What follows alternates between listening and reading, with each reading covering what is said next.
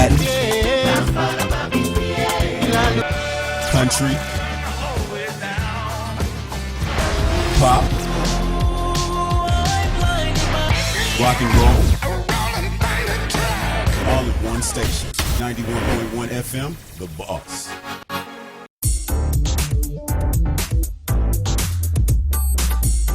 Programs presented are submitted by members of our community and are a proud sponsor of KNLY 91.1 FM.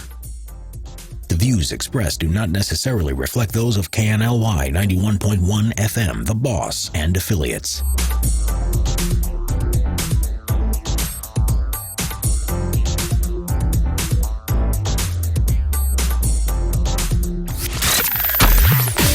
It's the Real Estate U Show, where we take your typical real estate show and chuck it out the window. Motivating, inspiring, and educating with a laugh or two along the way. Every week we bring you the latest happenings in real estate, new construction, and mortgage lending for both residential and commercial. And now, live, this is Real Estate U. Hi, my name is Jennifer Nina with My Mortgage Inc., and I am your mortgage pro. I'm originally from Dominican Republic. We speak also Spanish. I've been in the business for about 15 years. I am licensed currently in Florida and Texas. The company is licensed in about 28, 29 states. So I can honestly tell you that I serve all types of clients, from the blue collar to luxury homes. I mean, everybody is a client. There's no exceptions to the rule. If you do not qualify, we will help you qualify. My favorite part is having the client get the satisfaction of their first home and telling them that they're approved and giving them the keys for them to go in their home. That's the most satisfying part about my job. Once again, my name is Jennifer Nina with My Mortgage Pro. Call me now.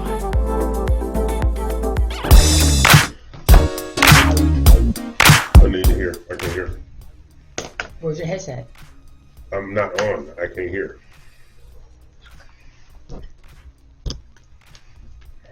I'm live. Yes. Hey, it's Real Estate U Show live stream on the Global Live Network at www.reuworldwide.com. 23 stations and counting from our studios in the Woodlands, and I'm a hostage in South Florida, as you can see by how I'm sitting here, because I don't want to be sitting here like this. I wanted to be in another damn room, but they wouldn't let me. Okay. Now, the REU show is brought to you by Platinum One Properties, the premier real estate firm in Texas, and My Mortgage Inc. of Florida. We're here each and every Saturday, 11 a.m. Eastern, 10 Central, and 8 a.m. Pacific time. I'm joined by them, Jennifer Nina of My Mortgage Inc., and the real estate concierge, Ingrid Allen Morales, or is that it? Ingrid Morales. Serial killer name, whatever. She got 3 damn names. You can follow us on Instagram at Real Estate U Show, and our podcast, Spotify, Apple Podcasts, Google, and Radio The Boss, 91.1 FM. Okay, today's show includes open houses that we're going to have, $1 million properties, Wealth Matters with Denise Hadnot, Designer's Niche with Dina Holloran, RMG The Collective, as well as Dina's Realtor Corner, Asset Protection with April Gordon. And we're going to talk real estate and houses here in Florida. So, hi ladies, how y'all doing this morning? Doing good. Awesome. Yeah. Nice to be here. Whatever. Nice to have you in Florida, yo. I know. It's a hostage situation. Folks come to pick me up when I wasn't ready to be picked up this morning. Okay. In the little car. In the little people car. Yeah, and later on in the show, we'll be joined by our very esteemed award-winning real estate broker, Dina Salazar, Platinum Properties, and Dina's Realtor Corner, as well as Mac Blankenship of Guaranteed Rate, our Texas lender. So, that being said, we're going to start the show today. I'm in Florida. I had meetings yesterday. Thank God you women weren't there, because it was an all-male thing. No women allowed. Okay, it went well. As soon as you put a woman in the room, it's an issue. So it was all men yesterday for the meeting with the building. Nice, congrats. Kudos to you. Yeah, we are. They said, yeah, you by yourself? Yes. Yes, I am by myself. Okay? Now remember, this is the world's only 3-hour DBM hosted multimedia real estate show, and you are welcome. And if anybody needs to know what DBM stands for, it's Disgruntled Black Man. I'm not an angry one. I'm just disgruntled all the time. You know, ask anybody. Our weekly goal is to educate, inspire, motivate. Class is now in session. So, Awesome. Ingrid, Alan Morales, you doing all right? I'm doing great. You look pretty good. I'm glad to see you here in South Florida. I got my team here, so like a vampire. excited. Oh, stop talking. yes. I'm here right now. I got a pistol I had to right here. squeeze him in here with us. Didn't want it. No, he Didn't want it. He sure did try to get away. I tried to get away. Okay. So South Florida, in the conversation I had yesterday, South Florida is going to be, I don't think it's going to be difficult, but the means I had, you know, doing the RMG, Roundtable Mastermind Group here, I don't think it's going to be that big a deal because how they were explaining the agents here is just how the agents are in Texas. Everybody's a legend in their own mind. Think you can't tell them nothing. But when you point them out something, the truth, they give up, they just release. For instance, oh, you're a superstar? You made $500,000 last year? Silence. Silence. You have no issues whatsoever. It's just plain old silence. Okay? So we're going to start reaching out to the agents. We're going to do the LO training starting May 6th. Nice. We already have six loan officers in the training already from multiple mortgage companies. We're going to start the RFG outreach to agents here to be a part of the Roundtable Mastermind Group. So that's RMG. So that's what's going on with the Real Estate Youth Show as well as the RMG. So now, Ingrid, Yes. how's your business going? Business is actually, let's be honest here. I see a lot of my agents going through a lot of struggles, the lenders going through struggles, title companies going through struggles, a lot of business, and there's just not enough LOs or processors and closures and the teams right now to make things really happen. And that's a concern for me because, you know, my goal is to be out there helping and educating and training, you know, agents and buyers and sellers and that. And, you know, it's tough, I think, right now in this market to get everybody, you know, working together as a team. So that's my goal, is to make sure that the people that I'm working with, there's, you know, the levels there and things are getting processed and closed and recorded, you know, in a timely manner. Okay, Max's cousin. Miss Nina, and how is your business going so far this year? My business is going amazing as well. A lot of got a lot of business from the builders. A lot of people doing new construction. You know, they're going to the alternative, which is there's no existing inventory right now, so they're going to they're making their own right now. Okay. You know, one of the things that I got out of the conversation yesterday was you have a multiplicity of buyers but no inventory. You have a multiplicity of buyers, but the builders, instead of 3 months construction time, is 6-9 months construction time because basically supplies and lumbers are not there. What are we doing to overcome that here in the South Florida market? Well, that's one of the questions that I even asked her. How can we help developers, you know, create more inventory? Right. You know, and then, well, the ones that are existing now, they are choked up. They don't have any more space, and they don't want to take any more contractors. They don't want to keep delaying the ones that they already have. Right. So we have to give and bring people here that want to build and give them access to funds so we can actually meet the, you know, our demand. And we can create that. Okay. So, you know, Houston market is not landlocked. It seems like Florida market is, or South Florida, you either go up, Correct. or you go central, or you go north. Right. Am I correct in That is that correct. assessment? Okay. So, what is the commuter time here? Because in Houston, people don't mind driving 1.5, 2 hours to get to their job. Well, I think that's pretty usual. I mean, people that live here in South Florida have to drive down to downtown Miami. You're looking at easily an hour or two just because of the traffic standing still. So now, if you migrate now a little bit to the north, you're not gonna hit traffic, but you're just gonna have distance. Right. So it's, you know, it's I relative. take the distance. Exactly. I take the distance because, you know, being from Los Angeles, which is a landlocked city, because you got mountains to your east and to your north, and you have water to your west and to your south. You're right in there. So if you want brand new construction in Los Angeles, you got to go to the valleys. Yep. Got to go all the surrounding communities and valleys. You go out to Orange County and stuff like that.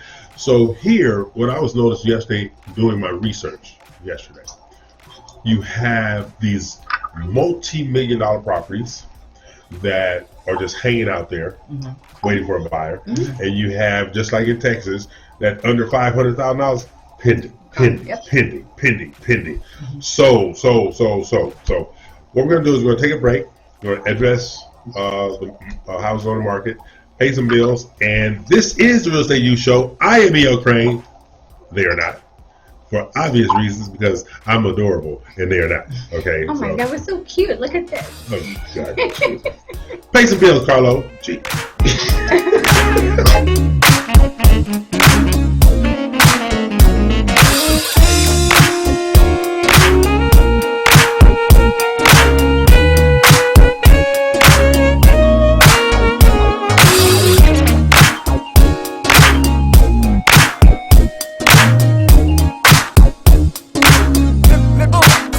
Hi, my name is Jennifer Nina with My Mortgage Inc., and I am your mortgage pro.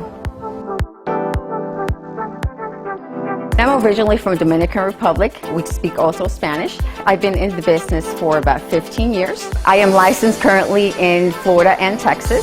The company is licensed in about 28, 29 states.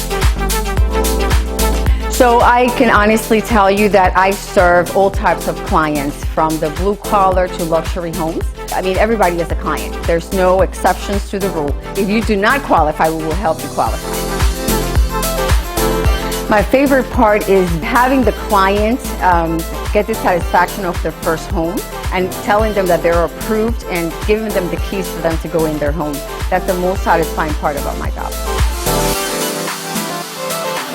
Once again, my name is Jennifer Nina with My Mortgage Pro. Call me now. Hi, I'm Tish Sotelo of Globally Tish. I'm the host of the REU Lifestyle segment.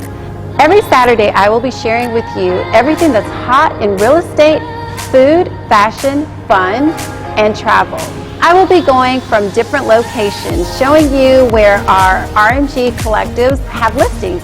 I will be going from place to place, showing you what's hot in real estate, where the best places to eat, the best places to shop, as well as kind of just what's going on in our city. I love everything lifestyle, and I want to share everything that's so exciting about this city, other cities in the surrounding areas, as well as nationwide, and sometimes internationally. I'm so excited to share all of this hot, new, yummy stuff with you. Join me every Saturday on the REU Lifestyle segment. Hey everyone, my name is Kaylee Heenan with BRPS Title. If you're looking to grow your real estate business this year, BRPS Title is the perfect title partner for you. Give me a call today and ask about our concierge closings, our luxury showcases, and our custom lead generation program, as well as our most exclusive program, the Roundtable Mastermind Group.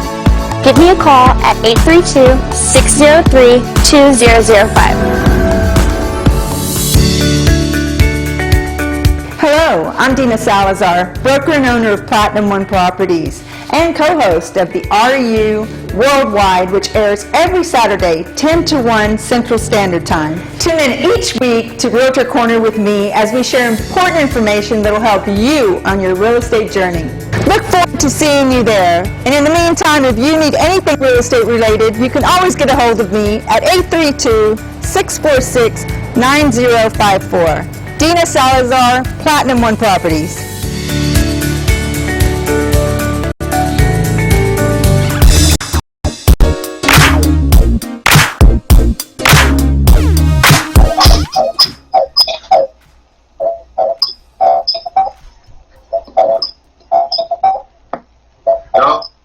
Yes. Hey, we're back. Bills paid, and I'm still stuck in the studio with these damn people.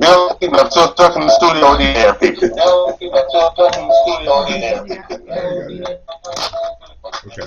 So, I am E.O. Crane, they're not, and we were talking about the business here in the South Florida area, and so how those things work. So what I would like to know is, how are people making money with residential real estate if they're not buying it? Are they looking at Airbnb? Are they looking at fix and flip? What are they doing?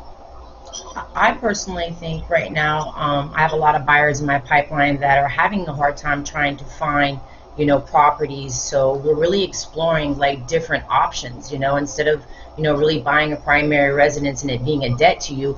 why not, purchase that, multi-unit, whatever, and turn it into, a residual income property. Just recently, I was in Orlando and over the spring break, and I'll tell you what, Disney was sold out for 3 days. I actually drove into a community, and I was like, what is going on in here? Beautiful community. I'm like, it looked like, South Florida to me, and coming in there, I talked to the guard gate, and I'm like, what's going on here? 95% of the community was Airbnb. It was amazing, beautiful homes. It actually didn't really start out to be that way, but so much opportunity. This is over 3,000 square feet, 6 bedrooms, 6 baths for $460,000. So just imagine, the opportunity that you have there, just renting out a place like that on the weekend for $2,000, $3,000, just a weekend. You're basically paying your mortgage within 1 or 2 rentals. So I got really excited when I saw that, you know what I mean? And a lot of people are also looking to do multifamilies, meaning a duplex. They live in one side, they rent the other side, which it kind of gives them, the both worlds. Right. Also, people are invested in new construction, right? And they're flipping them. By the time they're finished being built, they already have gained value. So there's different ways. You just have to be creative about it and how you go about it. Right. Okay, so now the whole thing is with residual income properties like Airbnb and buy, hold, and multifamily is the management component. Now, I know that I used to own an apartment complex, 16 units. I couldn't wait to sell that damn thing.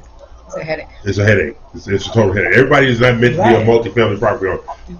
Right, but that's what's awesome about Airbnb is they're doing that already all for you. You know what I mean? And it's set to code and certain things, and I think that's great. I mean, the house is beautifully staged. Like, it's just perfect. I think it's a great place where you can bring in, a lot of family members and have a good time instead of just going to the Gaylord Palms. You have that in the home. Diversification, is that what you say? Is I think is in investing in these days is absolute. You have to do it. You have to diversify, because if you stick to one plan, you tend to then not find those properties or those good deals. Everybody wants to make money on those fix and flips. There you go. Yeah. Well, I mean, that takes a lot of work, especially here in South Florida. You need to know who you're really working with, because you've got contractors. They say they're going to show up. They don't show up. If you're not a part of, the Hialeah crew, you may have some issues getting that roof put on there after you've given a $10,000 retainer. So if you're a first-time investor, I mean, really explore the Airbnb option, I think, as well too, because it may be a little bit easier for you to start. But see, but the whole thing is, I've always had a problem pushing people to certain investment types of real estate based on the following. Just because you read a book does not mean you know what the hell you're doing. Right. Just because somebody else is making $1.45 for every dollar they spend, that doesn't mean it applies to you. Right. So basically, I tell people, when you're going to invest in real estate, you need to have a professional represent your interest, number one. You have to have a finance professional, number two, to protect your interest. And most importantly, you need to understand your pain threshold in regard to money being allocated for a project. So the thing is, if you can't stand to lose $100,000, don't do it. Don't do it. If you can't stand to lose $500, don't do it. Right. That's the part, because I tell people all the time, like with Carlton Sheets years ago, a whole bunch of NBA basketball players thought they was going to get rich quick when investing in real estate. They wound up all suing him. But this is the thing. They read a book and they thought they were an expert. That is not how it works, people. You are not an expert because you read a book. Becoming an expert is about trial and error. That is right. Learning the product, learning the process, learning the dynamic to build wealth with real estate. And how to be able to shift when the market also shifts. So you don't get stuck with bad investments. Always. So you always have to have at least 3 exit strategies. Exactly. Because when you're talking residual income, like once upon a time, I used to have a couple too. I had 13 luxury homes that were rented out to oil and gas companies, engineering companies, high-end executives. And people said, why would you spend that much money? No, I bought them, but the contracts paid for them, and I made between 20 and 40% on the monthly note. And the beauty of leasing to a corporation, they would pay me do a 3-year lease with me, whether somebody was in the house or not. That check was in the mail. Nice. Okay, so it's not about how much something costs. It's about the debt being serviced. If the debt can be serviced based upon the income from the home or the property or the office building, what kind of property, what it is, that's all you want, debt service. And here's a simple formula for people. For every dollar you spend, you want to bring in $1.30. For every dollar you spend, you want to bring in $1.30. That means you got the dollar back that you spent, and you made a 30% profit. You are not mad when industry average is 12%. That's right. So it's a simple formula. For every dollar you spend, you want to make $1.30. That is the dynamic that you're working with. Okay, this is the Real Estate U Show. I'm E.L. Crane. They are not. We're here each and every Saturday on RAUworldwide.com, 11 a.m. Eastern, 10 a.m. Central, 8 a.m. Pacific time. I'm joined here in South Florida, or I'm joining them in South Florida. Hostage situation. You're a visitor now. I'm a visitor. I'm a visitor. But they still trespassing. So I'm a visitor, they're trespassing. Okay? You're in my territory. You in Broward, baby. You in Broward. This is how I look at the whole thing. Wherever I'm at, I own it. There you go. That's the dynamic I work with. You know, wherever I go, I own everything. The environment. Okay, this is Real Estate U Show. Now, I see not coming back as quickly as I thought it was, but foreclosures only ticked up a little bit in Texas. Not a lot. Everybody was expecting this explosion of foreclosures when the new administration came in. Nope, not at all.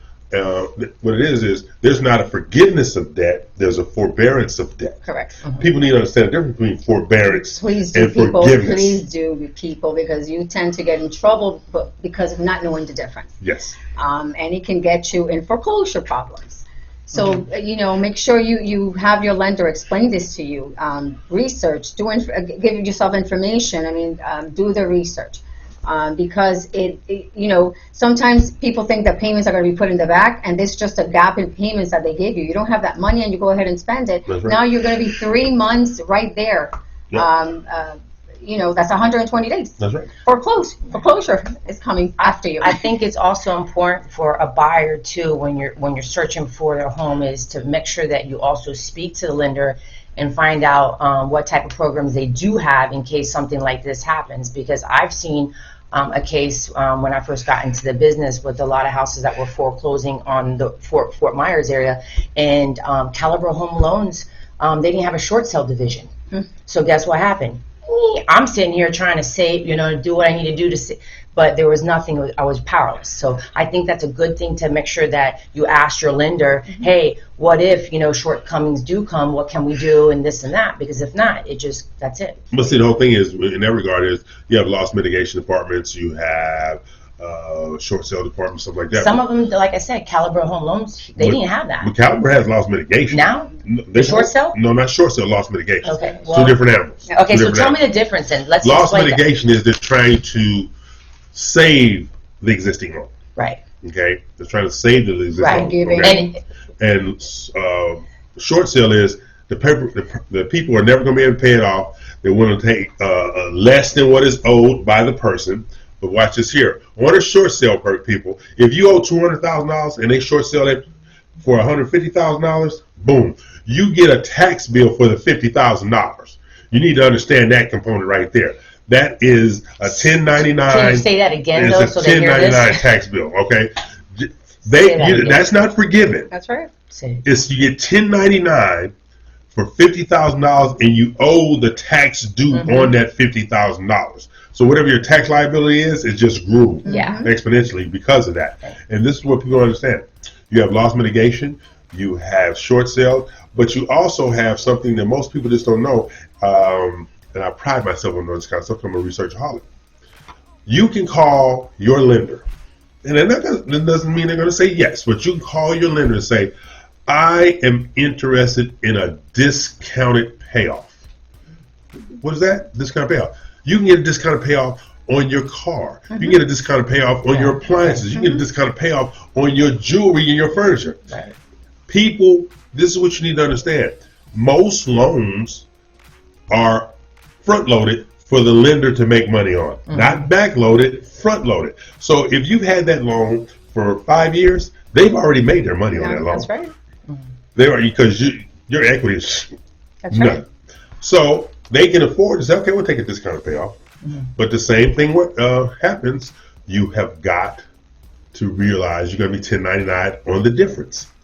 The beauty of it is that's the shortest route between saving a home, losing a home, versus a short sale. Because a short sale, you go through Equator and all this. No. And now the banks have gotten smarter. They're reselling these homes. Yeah. They already took the loss, they got paid for it, and they're going to make money with it again. Exactly. That's exactly what they're doing. So that we're going to do. We're going to stay on this between forbearance, foreclosures, discount payoffs, short sales, stuff like that. We're going to take a break, pay some bills. I will be back with them. I'm E.O. Crane. They're not. Pay some bills, Carlos.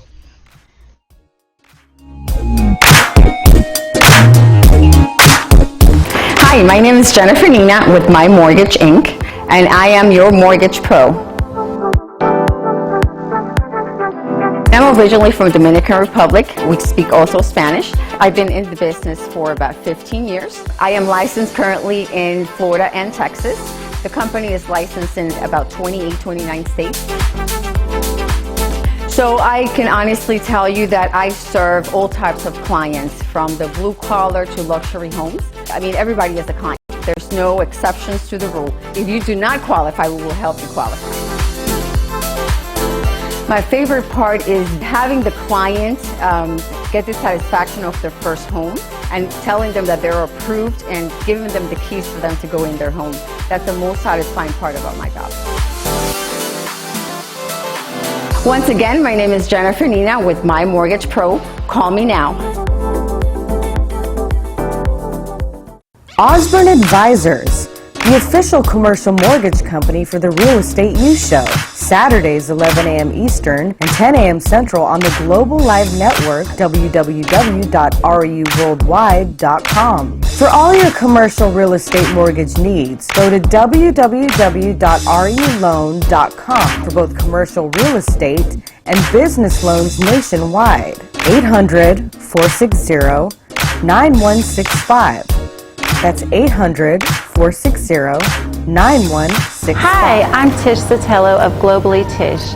I'm the host of the REU Lifestyle segment.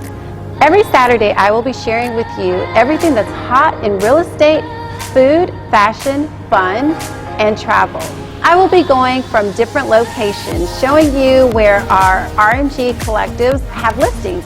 I will be going from place to place, showing you what's hot in real estate, where the best places to eat, the best places to shop, as well as kind of just what's going on in our city. I love everything lifestyle, and I want to share everything that's so exciting about this city, other cities in the surrounding areas, as well as nationwide, and sometimes internationally. I'm so excited to share all of this hot, new, yummy stuff with you. Join me every Saturday on the REU Lifestyle segment. Hi, my name is Jennifer Nina with My Mortgage Inc., and I am your mortgage pro. I'm originally from Dominican Republic. We speak also Spanish. I've been in the business for about 15 years. I am licensed currently in Florida and Texas. The company is licensed in about 28, 29 states. So I can honestly tell you that I serve all types of clients, from the blue collar to luxury homes. I mean, everybody is a client. There's no exceptions to the rule. If you do not qualify, we will help you qualify. My favorite part is having the client get the satisfaction of their first home and telling them that they're approved and giving them the keys for them to go in their home. That's the most satisfying part about my job. Once again, my name is Jennifer Nina with My Mortgage Pro. Call me now.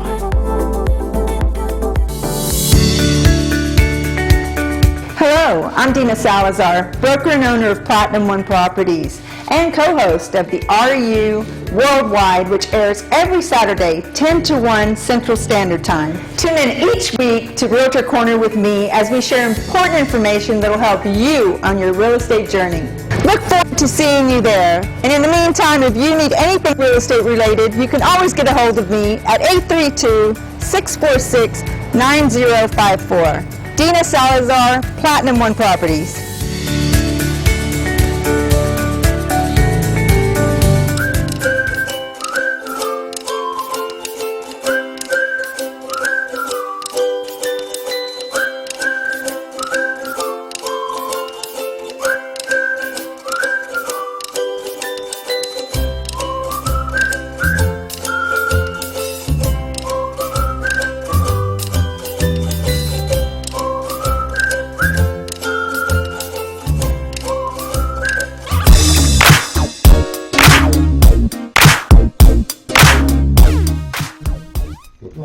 Okay, bills are paid. We're back, and Ingrid's trying to invite me to a party I want to go to.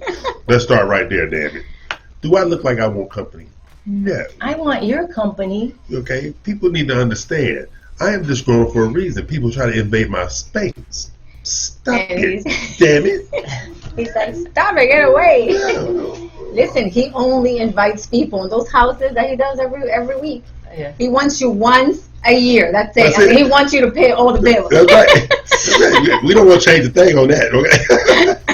Okay, so we're talking about foreclosures, forbearance. We're talking about discounted payouts, talking about short sales, stuff like that. Now, I know some agents personally who love doing short sales. I think they need therapy, but that's just me. But they love doing short sales because that's a lot of work. It is. It is It's a lot of work because timing is everything with a short sale. Oh, yeah. Okay, timing is everything with a short sale. you Did you get the payoff in? Is the payoff still good? Did it expire? Do I got to get another short sale payoff? So this whole thing, and then the seller cannot make any money whatsoever. If the seller look like they're getting $1 back, it'll kill off the short And sale. sometimes they restrict the agent's commission too. Yes. That better not happen to me on that deal. Yes, so you We've been sitting on this short sale for what, 2 months or something? I'm waiting for the letter, and I'm just, See, that's there's nothing. nothing else Well, more see, than that. 2 I mean, months. more than 2 months. Okay, most times the short sales take 6 to 9 months to get through. That's what I told you. Oh my God. I mean, the lender says, they send a letter maybe in June, maybe in May, but you never know. Well, I mean, there's just nothing out there for that. No, I'm just letting you know. We looking, short but sale prep time 6 to wish 9 you good luck, months. you guys. Just don't count on that money for now. Don't be planning no cruises with that commission. Exactly. Hey, you know what? I do it for the people. That's what she really loved and wanted, and her eyes and heart was set on. I'm like, let's do it. Let's do it. I just can't sell something just to sell it. They really loved it, People, and they wanted it. Look into my eyes. She's perpetrating a fraud. That's what. What? You want to work with me because Perpetrating a it's not fraud. gonna. It's not real. It's all smoke and mirrors. Okay, this is what you need to understand. Smoke and mirrors. Mentiroso. Maricarazo? No. No. I'm Yale Crane. They're not. Maricasita. Margarita. Yeah. You need a margarita. I wish we had some mimosas, man. Every time I go to the Woodlands, like, you guys always are great there. But you didn't think about stopping and getting more mimosas, did you? I know. This is all your fault, Jennifer. This is her studio. Yeah, okay. Where's the mimosas? So this is what you got going on, all right? Okay. We got foreclosures in the marketplace. They're getting ready to tick up, whether people want to believe it or not. Not at the same tick as 2009. When are they lifting up the restrictions with foreclosures? Well, see, there's never been restrictions on foreclosures. Well, that's what people need to understand. Okay. There's never been restrictions on so when foreclosures. are they going to start serving people? Is my Okay, question. no, this is what you have going on. People were getting forbearance. Mm-hmm. People were getting their notes pushed to the end of their note. Right. The debt was not forgiven. If you had to pay $2,000 a month, and they said, "Hey, we're going to give you 9 days forbearance," you didn't have to pay, but that $6,000 going to the back of that note. So what instead of a 360 month deal. You have a 363-month deal. Correct. My question is though, what about the people who didn't do that? How much time left do they have until they lift up the COVID rule when they're? That's what I'm saying. There was no There rule. was no. There was no rule. No. That only affected renters.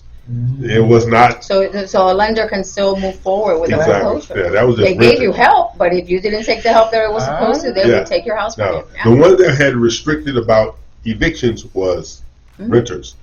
Homeowners, they had to call their lenders and make arrangements based on lender guidelines.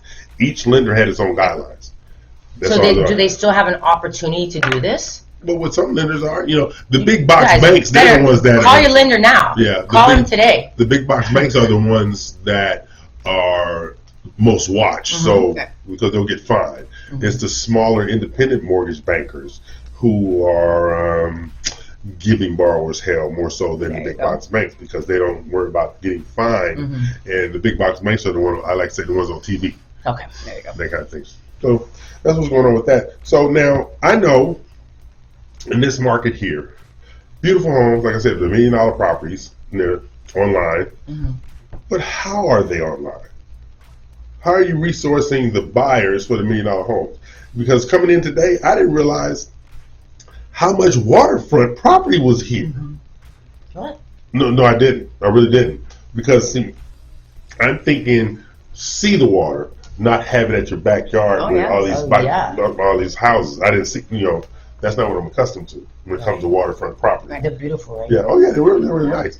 And with the cottages and stuff like that. Like say when I lived in Bentwater, which is out in Montgomery County, you had to cross 2 bridges to get me. It was on Lake Conroe, so you had the waterfront houses, but you had all lake. Okay.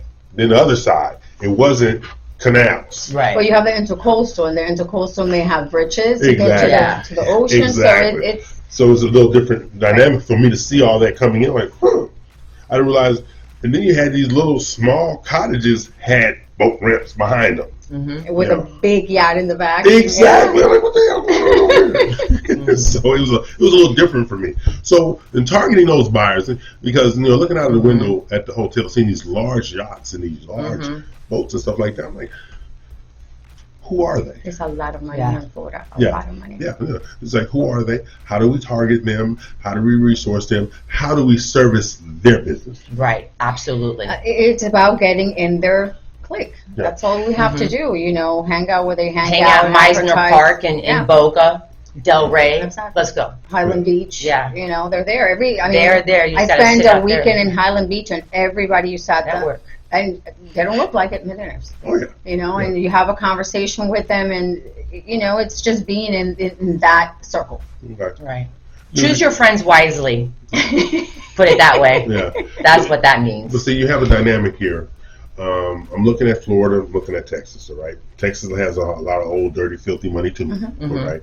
But the difference is, from the outside looking in, Texas is a gala state, and Florida is a casual state. Absolutely. Okay? Right. So Texas, they don't mind dressing up and pouring out the dough. Right. But in Florida, it's all about the water and the beach and the sand Exactly. and stuff like that. Correct. So resourcing That's them the that status. way. That's the status is the there. status. Yeah. Don't judge the book by the cover in South Florida. Don't. You may be running into the wrong thing too. But you have the dynamic. So it still comes back to, I want access to that $1 million buyer. I want access to that $500,000 purchaser. I want access to that $2 million investor. Where do you resource those kind of people? Is it through the real estate agents? Is it through the mortgage lenders? Is it through the wealth managers? Wealth managers, I have to country say, clubs. I say I'm sorry, That's Jen. okay. I think the biggest thing here too is let's go to the fact of networking. Putting out, networking events, targeting audience, groups of people that already have different sources of not just real estate investors, but also a lot of different business opportunities, bringing them together. I look at networking vastly different than most people. I don't go where us is. No, that is not grammatically correct, and I know it's not. All right, but I don't go where us is. Right. You will never find me where title people are at. You will never Correct. find me where mortgage people are at. You will never find me where real estate people are at. I'm going to be in a room with decision makers, the director of engineering, the director of the oil and gas royalties division, the wealth manager for the private banks, not the big box banks. That is correct. I'm going to be in those rooms. If you really want to resource decision makers, You have to stay out of the box. You cannot just do it in a networking. exactly, it's not even networking event. Well, Because most people who go to networking events like that, and I've said this in the past, it got me in trouble, but I don't care, they are slumming. Okay, that's not where they normally are at. Well, Like me, I have go to disagree with you. Let on me that. finish. Let I me have finish. to Let me disagree finish. with him, okay? Let me finish.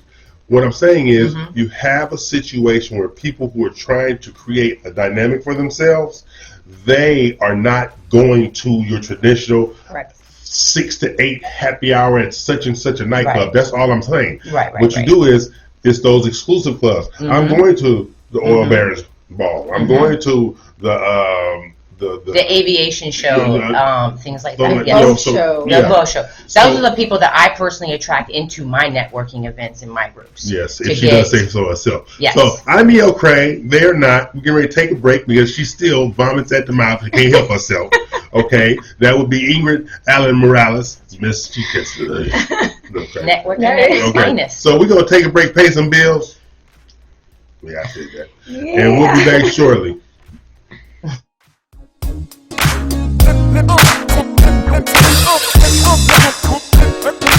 Hi, my name is Jennifer Nina with My Mortgage Inc., and I am your mortgage pro. I'm originally from Dominican Republic. We speak also Spanish. I've been in the business for about 15 years. I am licensed currently in Florida and Texas. The company is licensed in about 28, 29 states. So I can honestly tell you that I serve all types of clients, from the blue collar to luxury homes. I mean, everybody is a client. There's no exceptions to the rule. If you do not qualify, we will help you qualify.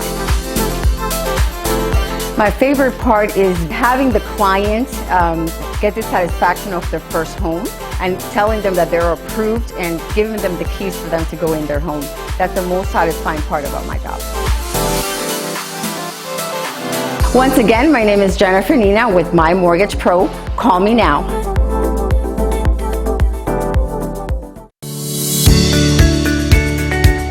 Hello, I'm Dina Salazar, broker and owner of Platinum One Properties and co-host of the RU Worldwide, which airs every Saturday, 10 to 1 Central Standard Time. Tune in each week to Realtor Corner with me as we share important information that will help you on your real estate journey. Look forward to seeing you there. And in the meantime, if you need anything real estate related, you can always get a hold of me at 832-646-9054. Dina Salazar, Platinum One Properties.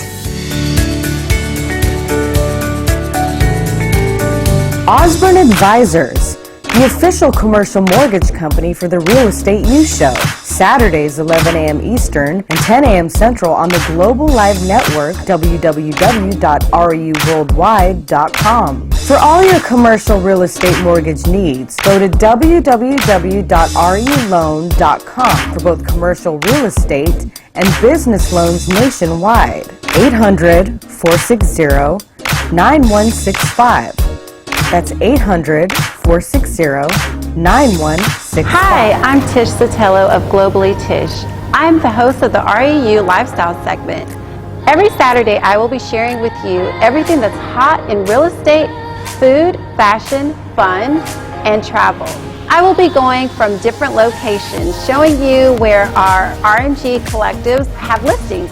I will be going from place to place, showing you what's hot in real estate, where the best places to eat, the best places to shop, as well as kind of just what's going on in our city. I love everything lifestyle, and I want to share everything that's so exciting about this city, other cities in the surrounding areas, as well as nationwide, and sometimes internationally. I'm so excited to share all of this hot, new, yummy stuff with you. Join me every Saturday on the REU Lifestyle.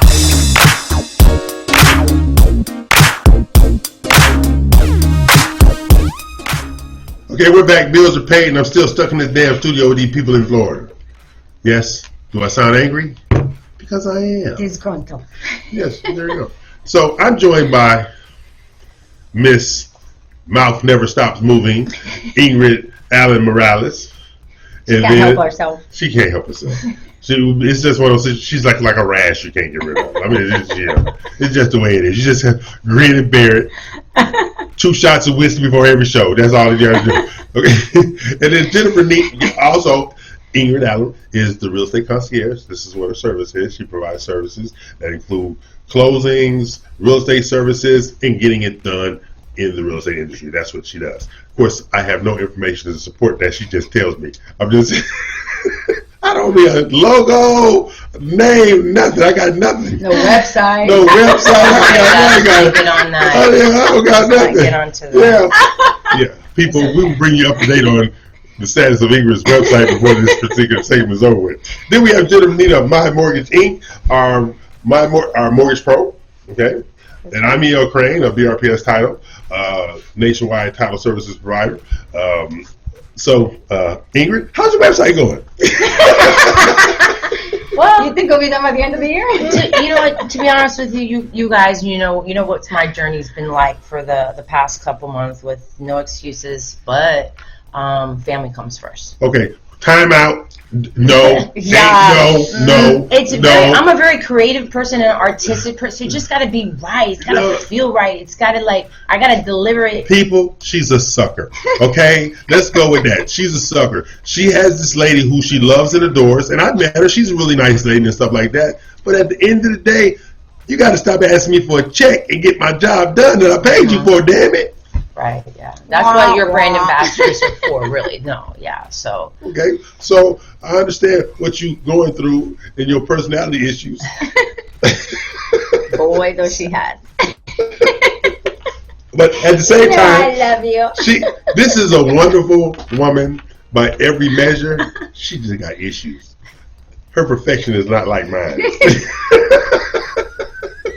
Haha. It's true. All good. It's all good. Okay, but this is what it is. What? Okay. Let's be serious now. In this market, what are you going to do in this market to set the tone for growth in the second quarter of 2021? What are you going to do? Well, my ultimate goal right now through this whole month is knocking on every single door that I can possibly knock on in Broward County. I'm very good when it comes to cold calling and networking, so I'm going to use those niches that I have that have worked to my advantage to build more of an audience, to also help to educate and train as much agents as I can, my buyers, my sellers, my closers. That is my goal right now, is to really kind of revamp really who I am and what I'm personally doing in my life. So right now it's a lot of focus on educating and training just myself and where I'm going and growing, and that is what I'm doing to prepare myself to be killing it the next quarter. Okay, so this is my question is, okay, what does that look like? What does that look like? Okay, this is not a comparison, this is not a competition, okay? But I want you to be clear in setting goals, objectives, and what you're trying to grow, all right? You are a title services provider whose name shall not be mentioned. Okay, you're a title services provider outside, which is a part of your concierge network, right? Okay. I had 103 closings in March. Amazing. Okay. Kudos to you. So that was not to brag. That was to lay a foundation on what I think Ingrid should be doing. Ingrid should have a foundation of business that is like clockwork. I have 2 clients. I know I'm going to get 40, 50 deals a month, like clockwork, just because they exist. You know what I'm saying? So when you start killing it in this second quarter, I understand being glamorous in the networking, I'm going to say it that way. But I'm saying you should focus on identifying that 2 or 3 clients that's going to give you that residual business base that you can count on no matter what you are doing. That is advice from a friend who loves you in spite of yourself. If you're going to be in the title services community, you have to have 2 or 3 core foundational relationships to build upon, then everything else is gravy. Right. That's what you have to do, and that's the kind of thing that we're going to be bringing to Florida with the RMG program and the loan officer training. So when I tell you that, I'm telling you this from a place of you can do this, but you have to focus on doing it this way, not that way. Right. Right? I think that is great points, EL. It's something that I've been doing, throughout my career, and I think that's really what took off my whole thing in real estate. But like I said in the beginning of the show, that being here in South Florida, finding the right people to process and close your files on a timely manner, and getting post closings is so important. So it's easy to bring in the business, because I was closing 25 files a month, not a problem at all. But what it is keeping the business. And at the end of the day, it's my name, it's my brand. So going through the journey and finding the people to support me and help me grow is where I'm developing and growing, and finding out who I am so I can give the best services. But to add to that, this is what I tell my staff and my team, all right? Go get the business. Escrow's job is to keep the business. Okay, but let me finish. You have got to trust the people you work with, and if you don't trust the people you work with, find some people you can trust to work with. And that's why we say we got to keep it moving. Okay, so that's the whole thing. If you don't have people you trust to get the job done, find some people you trust to get the job done. It takes a lot of effort and energy to bring in and to educate and train, and then when things don't go. Our job in sales we work very hard to get that client, but you're right. If we don't service it, and anything that is done because our support system is not there, it can break that relationship. So I've learned you have to have both. It cannot be one without. If I am going to do my job, I have to let others to do my job. And if I'm not in that position of that environment, I got to get 7. I got to move into, There's 2 most important things, I think, is when it comes to sales, you have your sales force, and then you've got your operations force here in South Florida. And from my experience, I feel South Florida is so on overload. So with you coming in with your trainings, getting these agents together, really putting a collective group, and I know it's going to be a little bit different for South Florida to understand the RMG group, but I definitely think that it's possible with the right ones, the ones that really want to elevate themselves and to learn something. You can never start a business without being mentored. But see, the whole thing is, I don't disagree with what you're saying. What I'm saying, what you need to focus on first. Okay, you can't be a tree with all these limbs and none of them can hold up anything. You have got to have something that distinguishes you first. Conquer that. Second, conquer that. Third, conquer that. But if you, what I was saying? Jack of all trades, master of none, you will never get to the level that you aspire to. Like I tell agents all the time, if you're not making $500,000 a year, don't tell me how great you are. Right. That's my attitude. Right. Well, I made $360. Again, if you're not making $500,000 a year, do not tell me how great you are. Right. That's my code. That's the National Association of Realtors code. Right. If you're not doing that, don't tell me how great you are. Okay, I'm E.L. Crane. They're not. I am in South Florida. I've had meetings down here, and I've had good meetings. Now with these 2 people, and my day is ruined. My day just got better. He just can't help himself, people. Yeah, I was drinking and eating all by myself. I didn't need no company. Now I got company. The people I was meeting with, they went where they going. E.L., you want to go with us? No. I'm good. All right? Remote control, restaurants attached to the hotel, all's right with the world. It was in heaven. Yeah, and no damn company. Let me emphasize the no damn company part. Okay. You okay, Yo? Yes, I am. Yes, I am. See you tomorrow. Thank you so much. Yep. Hump when you're downstairs. But seriously though, because as we're growing business here, it is now this is one thing that is really, really important. Ingrid and Jennifer are both fostering relationship opportunities for me because of people they know in the marketplace. That's great. That's awesome. Stuff like that. But the one thing I know about me, I will never embarrass them. I will raise all kind of hell, but I will never embarrass them when it comes to professionalism, turning it for them, getting it done, and representing their brand. because I expect them to represent my brand the exact same way. So when it comes to building business, how are you building business differently than those in the marketplace, Jennifer Lee? Well, I have things that I've never done before, and not until I met you. I've never in my career have gone after developers. Really? Never. I can honestly tell you never. So that's something that I've been a part of biz. I've gotten, hey, why not? And to tell you the truth, one of my biggest now referrals are, and that, you know, when you said have those people that give you that consistent business a month, that's it. Yeah. And I found that, you know, no, never thought of it. Yeah. Because a lot of people, the developers deliver the lots for the builder to build on. It starts with developers, because people are using, how'd you get that builder? Well, the developer introduced me. The developer, yes. I can't tell you with those builders what to do, but they do want my lots. That's how my introductions go. So that's how those foundational relationships. What about you, Ingrid? What are you doing differently to separate yourself from others in the marketplace? Well, first of all, my main focus is to add value, to help my agents, grow their business, look for different business opportunity. I'm excited to join the RMG collective group as well myself, go through the training process to add extra value to myself and to the people that are around me. That's pretty much what I'm doing and growing here, and been blessed to be with these two people and harassing in Houston, Texas, and the global life. Harassing. She has lost 73 friends in the last 2 weeks. Here's something else. But I am really so looking forward to start creating those groups. Because I am super stoked, and I am going to be working. I like when I talk to realtors. One of my main things that I've always done is how can I be of service to you? Right. And now it's just you just have brought in another platform that I can use with a multimedia, with the learning platform. So all these things super stoked. Okay. Yeah. So I'm E.L. Crane. They obviously are not, because nobody is as adorable as I am. Let the truth be told. Okay. Who's cuter? Who's cuter?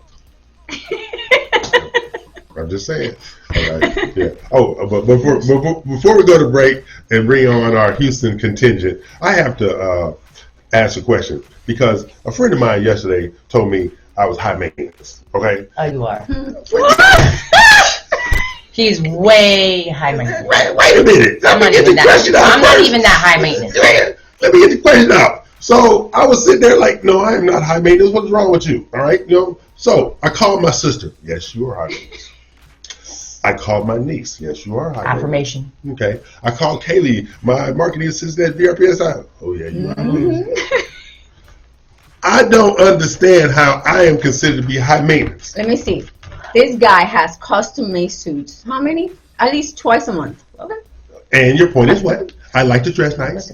We don't got the cuffs on today. Ooh. There's no French cuffs on Saturdays. No French cuffs on Saturdays. No French cuffs on Saturdays. Your girls are going to get you. Okay, but I don't believe I'm high maintenance. I have an expectation. That's not high maintenance. That's just having high maintenance. Always looking good. Yeah, thank you. And then tell me I was high maintenance. I'm not speaking to my sister ever again in life. I know ugly people around. No ugly people around. Oh, my sister said, how is it you're not around any ugly people? I said, what did our mother say? Don't you bring no ugly damn people to my house.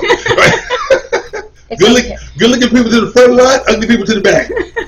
And we still have love for all you ugly people. No. Yes, we don't. But you really can't tell an ugly person they're ugly because somebody lied and told them they were good looking. I'm just saying. Anyway, I'm too nice. I'm nice. This is the Real Estate You Show here each and every Saturday, 11 a.m. Eastern, 10 Central, 8 Pacific time. When we come back, Dina Ramos Salazar. She is a serial killer as well. Her and Ingrid on the same team. And Dina's going to be taking over how we present and stuff today. But when we come back, we'll come back with City of the Week. I am E.L. Crane. They're not. Pay some bills, Carlos, and bring them other hooligans on.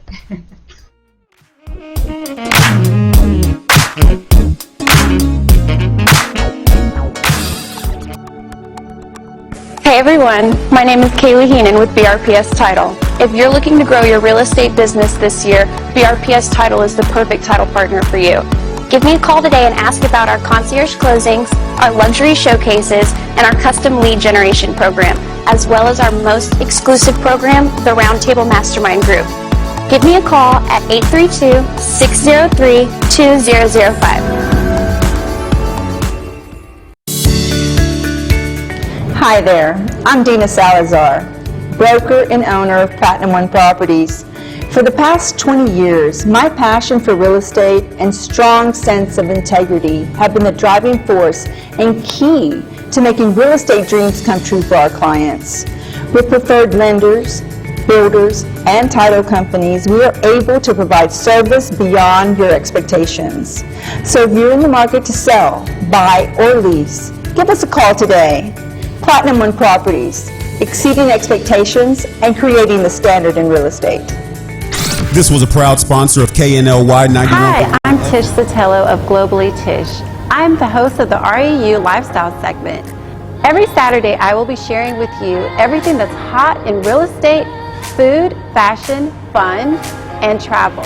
I will be going from different locations, showing you where our RMG collectives have listings. I will be going from place to place, showing you what's hot in real estate, where the best places to eat, the best places to shop, as well as kind of just what's going on in our city. I love everything lifestyle, and I want to share everything that's so exciting about this city, other cities in the surrounding areas, as well as nationwide, and sometimes internationally. I'm so excited to share all of this hot, new, yummy stuff with you. Join me every Saturday on the REU Lifestyle segment.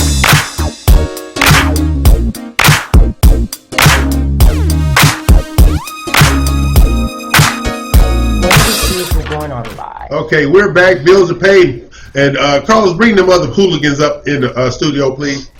Sir. Okay. Hey. I'm joined by the grandiose of all grandiose human beings in America, Dina Ramos Salazar, and her sidekick, Mac Blankenship. He of the fake name. The one who puts up on the screen all the time that I'm not going to be addressing. And what was that about you being high maintenance? Yeah. Yeah. When we were off the air, Dina and I both agree that you are high maintenance. We're yeah. Oh no. Can you hear me? Okay. Networking. Oh, they can't hear us. Can't see me. Can you see me?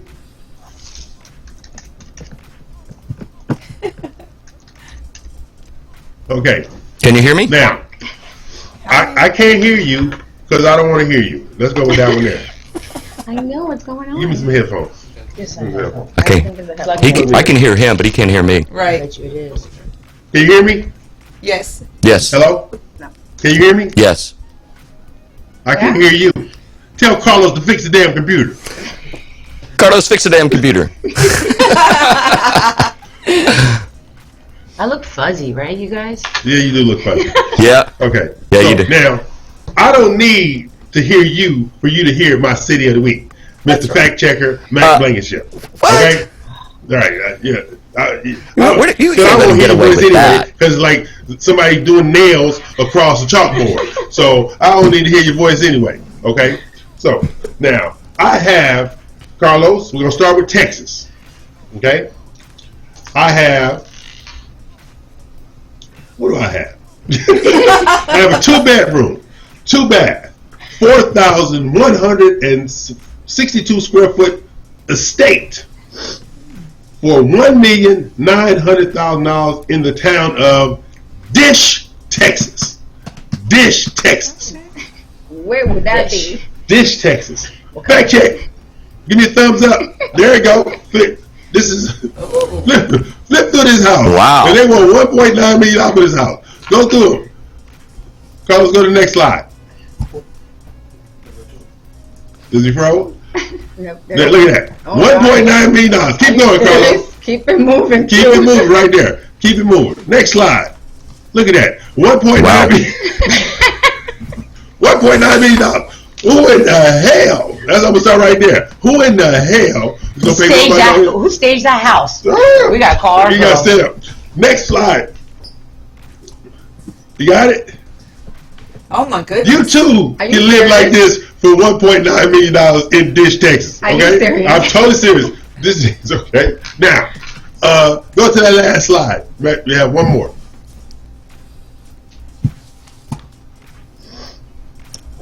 Nope. Okay. Don't have so, one. Let me tell you how Dish, Texas got its name. Uh-oh. All right?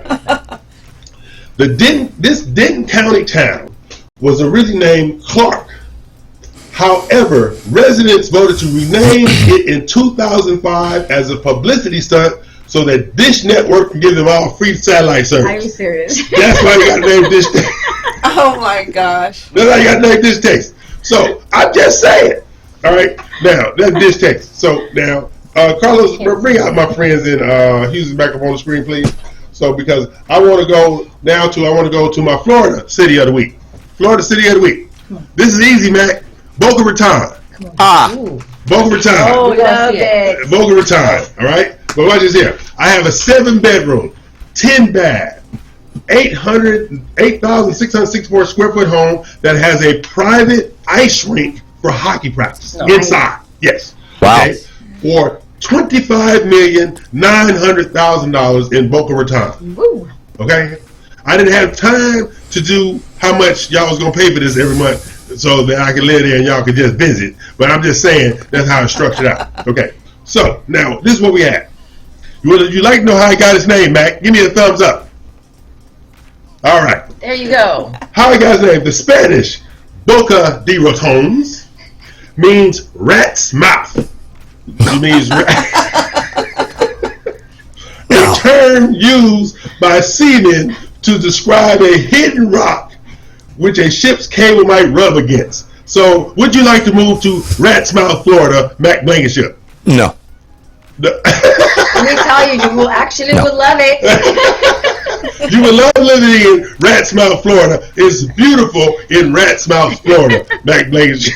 I didn't even know that. That's not Google telling you that? This is the city's website telling me this. I research for a living, people. Whoa. Okay. Fact check. Fact check. That's what I checked fact it. checking for. So now we are going to move international. Okay. I have a 5-bedroom, 4-bath, 5,242 square foot home for $6,903,299 available in Gravesend, United Kingdom. Gravesend. Gravesend, United Kingdom. A lot of dead people? You got it. Gravesend, United. There you go. Look at that. Oh, wow. Whoa. You too can live in Gravesend. That is not great. Wrong one. That's not the picture. Wrong city. Wrong city. Gravesend. Is that Gravesend? It could be Gravesend. Anyway. Yeah. Yeah, that's it. Okay. Oh, beautiful. Gravesend, United Kingdom. I think that's the wrong city. But then Carlos. I think he's been drinking really early today. I think so. Yeah. Okay. Yeah. So, but Can he would hear you us? like to know how Gravesend got He his can hear me. name? I can say anything I want about it. Yeah. I can say back up. I can say anything I want. Look at that. Nice. Hmm? That's very nice. Yeah. So you have these things. Give me the next slide. Look at that. Wow. Nice. Wow. Yeah. Gravesend. And I'll tell you how he got his name. Look at the wood floors. Yeah, look at those floors. Bring up my studio in Houston, Carlos. And then we're going to work on our sound when we come back. Now, Mac, would you like to know how Gravesend got his name? I'm not sure. I don't know. Of course you're sure. Of course you're sure. Okay? Yes. There was a gentleman who dug graves for the town doctor after the people died during the plague. Oh no. And he says, there's no more room. Gravesend. Gravesend, United Kingdom. There's no more room. Okay. Who knew? Who knew? Oh no! Okay, this is not my fault. I have no life. Okay, so now we're gonna go to our last city of the week. All right, last city of the week. I have a 4-bedroom, 6-bath, 7,508 square foot home for $6,800,000 in the town of No Name, Colorado. No name. No Name, Colorado. Just like Max Light, no life, no life, Blankenship. I told you had the wrong house up. There you go. This is it right. This is right. this is right house. This is No Name. Carlos, you fired. This is the house for No Name, No Colorado. man. Look at this. It's beautiful. Yeah. All right. It's there. And I own no damn company. Okay, I got 4 bedrooms, 6 baths. I'm gonna use all of them. Run out of toilet paper and one of them just go out. Go to the next picture, Carlo. I'm just saying. Oh, Lord. Look at that. That's it. You can live in no name Colorado. You know you're going to have company, though. Or look at that. Ooh, that's at nice. that. That's nice. Look at that. You know what I'm saying? Oh, wow. See, since I have no life, this is what I do for a living. Find these beautiful homes. Look at that. kitchen. Look at that kitchen right there. Ooh. There you go. So now since Mac don't cook, Dina don't cook, Jennifer don't cook, Ingrid don't cook, April don't cook, Tish don't cook, Denise don't cook. The only person that can live in that house with their kitchen would be me, because I do cook. You'll be inviting us over? No, you can't come eat my food either. Okay? How about barbecue? No, I don't barbecue. What? No, I do not barbecue. I could I'm tear from up a grill. California. I'm not doing damn. I could tear up a grill. Okay. Now, would you like to know how No Name got its name? Mac Blankenship? Yes. All right. Thumbs up. The 100-person northwestern Colorado town of No Name received its name after I-70 was constructed. A Colorado Department of Transportation official noticed the region did not have a name and put no name on the exercise for the area. Locals soon accepted the moniker and as their actual name, No Name, Colorado. Jeez. So, I'm E.L. Crane. I'm joined by the lovely Dina Ramos Salazar of Platinum One Properties. She of the award-winning broker status in Houston, Texas marketplace. And Mac, I don't know what the hell's wrong with him. Mortgage Mac. Of guaranteed rate. So, who dressed you this morning? Yeah, he dressed like he's out. Who dressed you this morning? He's got double long sleeves. Is it snowboarding going on out there? Something I need to know. Yeah. Okay. So we're going to take a break. Pay some bills. We're going to come back. And Dina is going to drive this ship because, Dina, help me. What? Help me, Dina. Help me. Please, help. He's stuck over here with us. Help me. Pay some bills, Carlos.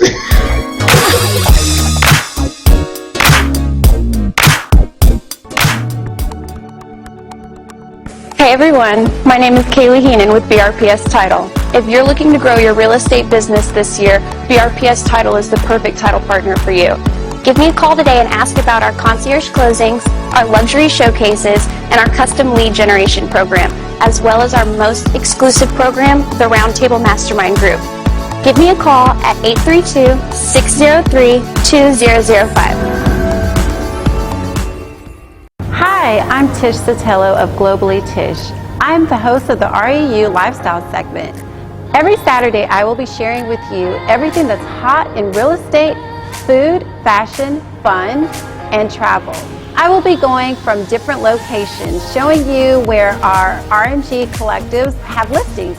I will be going from place to place, showing you what's hot in real estate, where the best places to eat, the best places to shop, as well as kind of just what's going on in our city. I love everything lifestyle, and I want to share everything that's so exciting about this city, other cities in the surrounding areas, as well as nationwide, and sometimes internationally. I'm so excited to share all of this hot, new, yummy stuff with you. Join me every Saturday on the REU Lifestyle. Hi there, I'm Dina Salazar, broker and owner of Platinum One Properties. For the past 20 years, my passion for real estate and strong sense of integrity have been the driving force and key to making real estate dreams come true for our clients. With preferred lenders, builders, and title companies, we are able to provide service beyond your expectations. So if you're in the market to sell, buy, or lease, give us a call today. Platinum One Properties, exceeding expectations and creating the standard in real estate. This was a proud sponsor of KNLY 91.1 FM.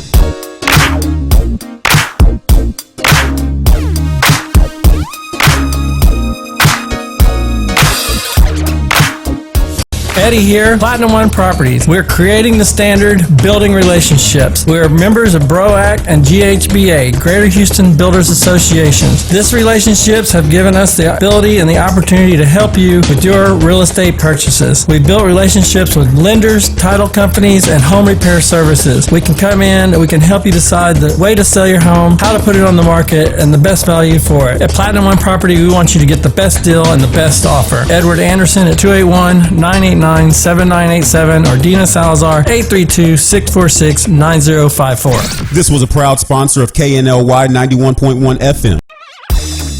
Are you ready to increase your cash flow to be who you really are and do whatever it is that you love doing?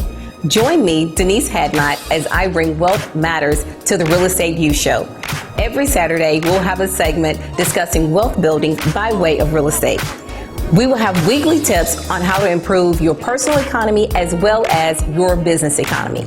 Wealth Matters Saturdays on the Real Estate You Show here at 91.1 FM, The Boss. Hi, my name is Averill Gordon with Averill Gordon Insurance Agency located here in Houston, Texas. I'm super excited to be the host of the insurance segment on the Real Estate You Show on 91.1 FM. Each week I'm going to talk to you about protecting your assets. How do I protect you, your family, and your business as you continue to grow and evolve? So I look forward to hosting the show with you. I look forward to the conversations, and I look forward to once again protecting your assets each week.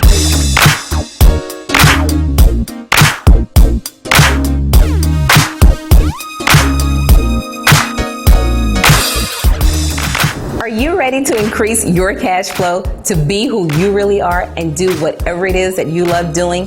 Join me, Denise Hadnot, as I bring Wealth Matters to the Real Estate You Show. Every Saturday, we'll have a segment discussing wealth building by way of real estate. We will have weekly tips on how to improve your personal economy as well as your business economy. Wealth Matters Saturdays on the Real Estate You Show here at 91.1 FM, The Boss.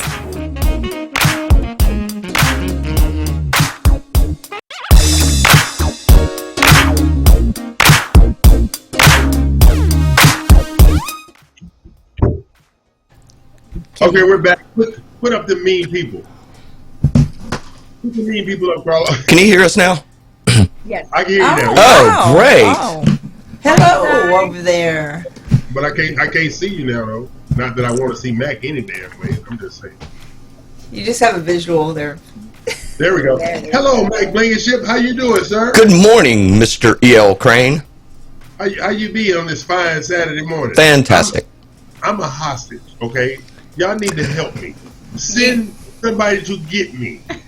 I know you love it over there, E.L., don't you? You know he does, right? Yes. Yeah. They're trying to make me go eat with them. No, I'm good by myself. Me and the bartender, we good. Okay, I don't need no damn company. Tina, he told me yesterday, I'm good. Just pick me up. Just honk the horn when you get to the hotel. There you go. What all that old visiting stuff? What is wrong with these people? My goodness. They're just having to keep you in line over there, I think. Yeah. Oh, yeah. Here, before we get into the questions I have for you and Matt, Dina, Matt, would you consider me being high maintenance? No, God. Well, you know, we discussed this. Yeah, we were talking when you about couldn't it. hear us, and without a doubt. Yeah. Yeah, it was unanimous. There you go. Really? Yes. He has taken a survey, and all of them have been positive. Well, I mean, how many sisters? 7. 7? Yeah, they even turned on me. Well, you know, I think you were trained to be high maintenance. if you invite E.L. over and you're going to have food, you better make sure it's home cooked and it's tasty. Because he will leave early. He will walk away. That's for sure. Yeah, he will. Yeah. He's notorious for leaving Exactly. early. Mm-hmm. If you're going to invite him over, you have to have one big person chair. Because he won't stay. He'll be leaving. That's right. Yeah. Yep. Yeah. So did they get a car for you? Okay. Did they get a car for you? You are now an enemy. Both of you are now enemies. I'm just saying. Yeah. And don't buy any cheap whiskey, because he's not drinking it. That's for sure. I don't know how this rumor got out there. Anyway, I'm El Crane and they are not. For sure. Hey, Mac, what do you mean by appraisal gap? What does that mean? Well, the lack of inventory has created just an immensely competitive marketplace. And, and I have several buyers that, we've put offers on houses and we just can't seem to win out. So I think it's a really good strategy today to begin to develop a mortgage plan for people to embrace the idea that, look, if you want to be competitive with your offer, you might have to offer more than list. And offering more than list, the appraisal may come in low. And so what I'm doing is I'm having that dialogue up front, right? And just because it comes in low doesn't mean you always have to pay the difference. And like I had a transaction I closed last month. He bought a brand new Perry. Came in, and you know how the new homes are. I mean, the prices are going up every month, right? Yeah. And it didn't appraise. It fell $10,000 short. And his question to me was, am I buying a house that's not? Am I paying $400 for a house that's really only worth $390? And I'm like, no. The minute you close and you're willing to pay the difference, it's worth $400. Wow. And I mean, because this is my thing though. When you have that disparity, because I think I told you this last week, you have people now buying homes that they're willing to pay the seller's closing costs. Yeah. You know what? I think whatever strategy it takes today, if you want to own the home, I think that's whatever you got to do, because it is so competitive, and it doesn't look like inventories are going to be increasing anytime soon. What is your thoughts? August, September.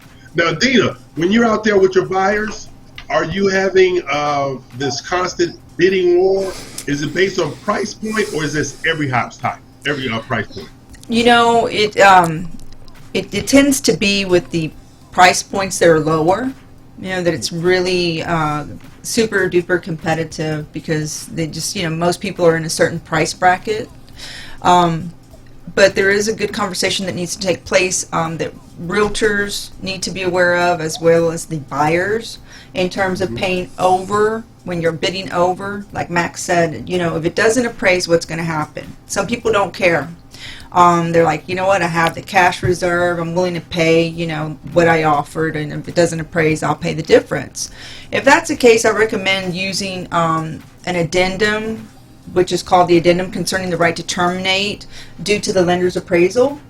You have 3 options on that addendum, and if you really want to win the game, and you have a buyer that's absolutely sure they're going to be able to pay the difference over the price, I would attach that addendum, check off item number 1, and that says it's a waiver. The buyer agrees to pay anything over the appraisal, if it doesn't meet the sales price offer. That will give you a strong standing. I think that along with a lender that supports your pre-approval letter or proof of funds for the cash. The two. You have 2 other options on that particular addendum that buyers and buyers agents need to be aware of. The second one is a partial waiver, where you would say, I'll pay up to $5,000 over, or certainly where you're setting a limit to yourself. And the last one is you're not going to pay less than the appraised value. Okay? It's just reiterating that whatever your offer is, it needs to appraise for that amount. Something to think about, and another way to either give yourself a way out or make sure that you've got that home secured. That's right. Be prepared, financially to either put the difference down or maybe pay mortgage insurance where you didn't expect to pay mortgage insurance if you were going in putting 20% down, putting 10% down. My guy was putting down 25%, so the $10,000 didn't make a difference as far as the financing was concerned. And he didn't have to pay mortgage insurance. But I've had scenarios recently where it didn't appraise, and so the only option is to pay the difference, or because we base the equity position or the loan to value on the lesser of the appraised value or the sales price. And if the appraisal comes in less than sales price, we're going to Texas market and Florida market actually mirror each other in regard to inventory, lack of inventory, inflated prices, paying over value and stuff like that. What do you see some of the winning strategies here, Jennifer and David? In my side, I've seen it just paying over the value. I mean, they're coming in $10,000-$15,000 over, and they're in their contract is being stipulated even without waiting for the appraisal. Yes, I'm willing to do it. $10,000 over. So whoever gives the most money up front is the one that wins. Wow. I think Dina gave some great suggestions there. We don't have an addendum over here that you have your 3 checkbox marks, but what we do is we add extra verbiage to the contract agreement. Put a contingent upon appraisal. Yeah, thank you. And now too, even you said putting like a gap, like knowing yourself. Okay, hey, I'm gonna 5,000. I think that was a great idea. So it's like either you're gonna pay over, you cap yourself out, or you're out 5,000. So. Those are 3 good suggestions. Okay, Mac, are you that addendum is a relatively new item in the Texas Real Estate Commission contract, isn't it? Yeah, it's only a few years old, but it didn't really come into play until COVID hit and everybody started overbidding and the bidding inventory wars became... inventory fell 40%. Exactly. Yeah. Mm-hmm. What was that question? We're going to take a break, pay some bills, we're going to come back, and we're going to spend more time on these appraisal gaps, winning these bids with our award-winning real estate broker, Dina Ramos Salazar, and the little fella in the blue shirt. I'm E.O. Crane. They're not. You're the only little blue shirt fella wearing over there. I'm just saying. Papa Smurf. Papa Smurf.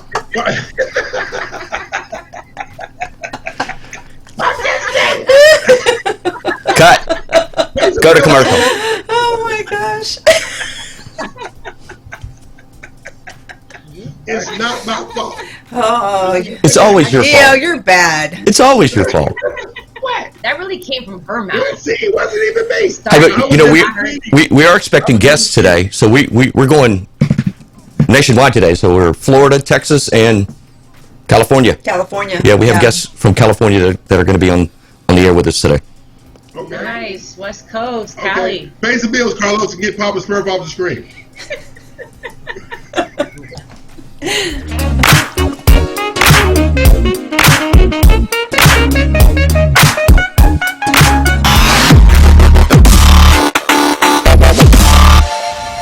Hi, this is Denise. Join me today for 2 minutes as we discuss ways to address credit blemishes. Welcome to the Wealth Matters segment. Today, we're discussing how blemishes on your credit are fixable. One of the most important financial tools that you can have in your life is your credit score. Over time, there will undoubtedly be situations where your finances will go up and down, which could potentially cause blemishes on your credit report. It's important to remember that although these issues may make your credit go down, they are entirely fixable so you can have the score that you deserve. Step 1. Get your credit report. The first thing you're going to want to do is find a resource that will give you access to your credit report, either for a flat rate fee or entirely for free. Make sure that there aren't any inaccurate entries that aren't of your doing, as these are quite common and can be quite harmful to your record. Step 2. Call the credit bureaus. In the event that you do find mistakes on your credit, make sure that you contact the credit bureaus, as they are legally obligated to investigate any disputes with your credit history. You may also have to contact the creditors in the event that there are charges that you wish to dispute against your credit history. Step 3. Adjustments. We all know what it's like late payments, as they're quite common. You would be surprised to know that the majority of creditors will forgive some late payments and adjust any blemishes in your credit report. Generally, this is only applicable if you have a positive relationship with the lender. You can easily research goodwill adjustment letters to get an idea of how to put your financial struggles into words. Step 4. Repayment plans. Another great opportunity to remove negative marks on your credit score is to develop a repayment plan with the creditor. They may be willing to get rid of any blemishes as long as you promise to pay your dues and ensure that you are regular with your payments. Make sure that you take the time to get the agreement in writing from a manager to protect yourself. Step 5. Patience is key. If you try all of the above steps and none of them seem to work, then patience is the only way to get rid of blemishes off your credit. Time is one of the best things that can heal a negative credit score, and by making sure that you have on-time payments and make smart credit moves, your credit score will be back to normal. Thank you for tuning in. Until next time.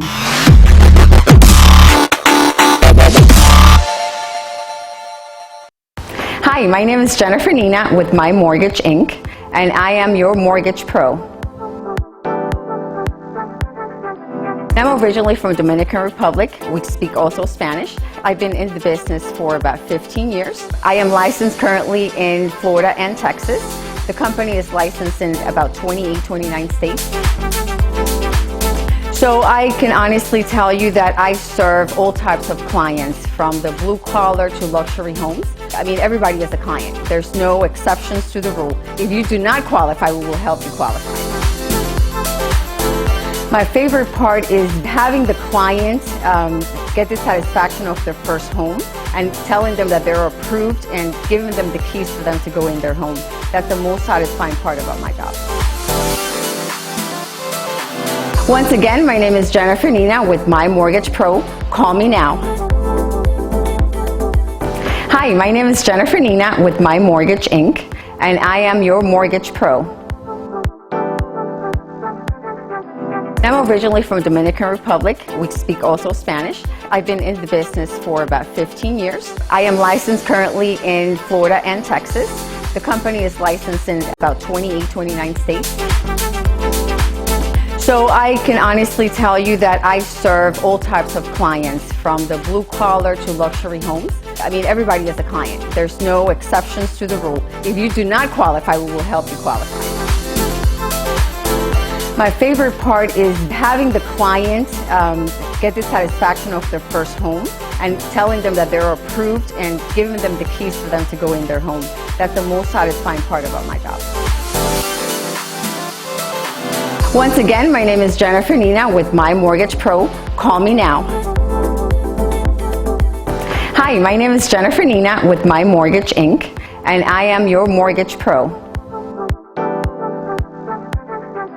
I'm originally from Dominican Republic. We speak also Spanish. I've been in the business for about 15 years. I am licensed currently in Florida and Texas.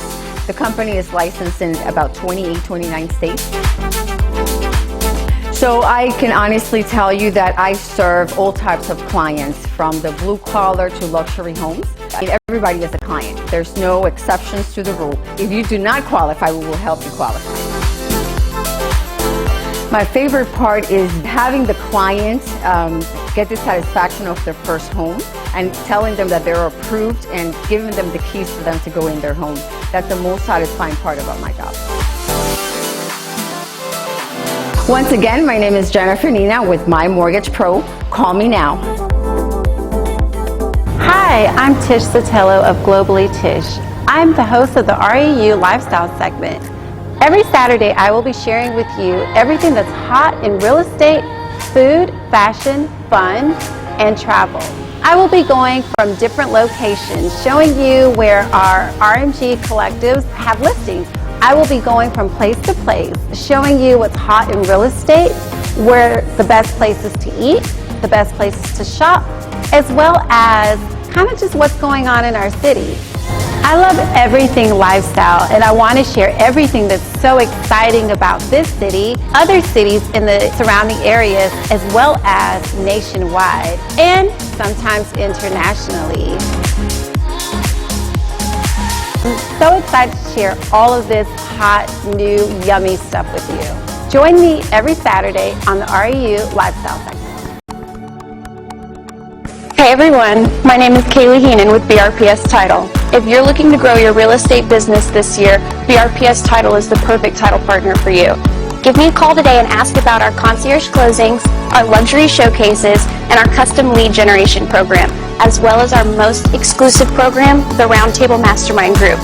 Give me a call at 832-603-2005.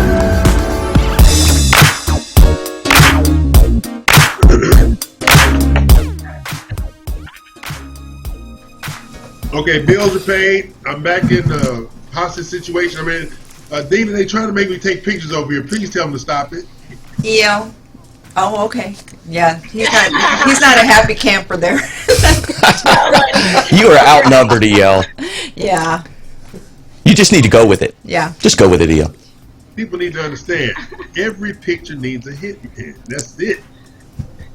So, Mac, tell me about your visitor that's coming on. Okay.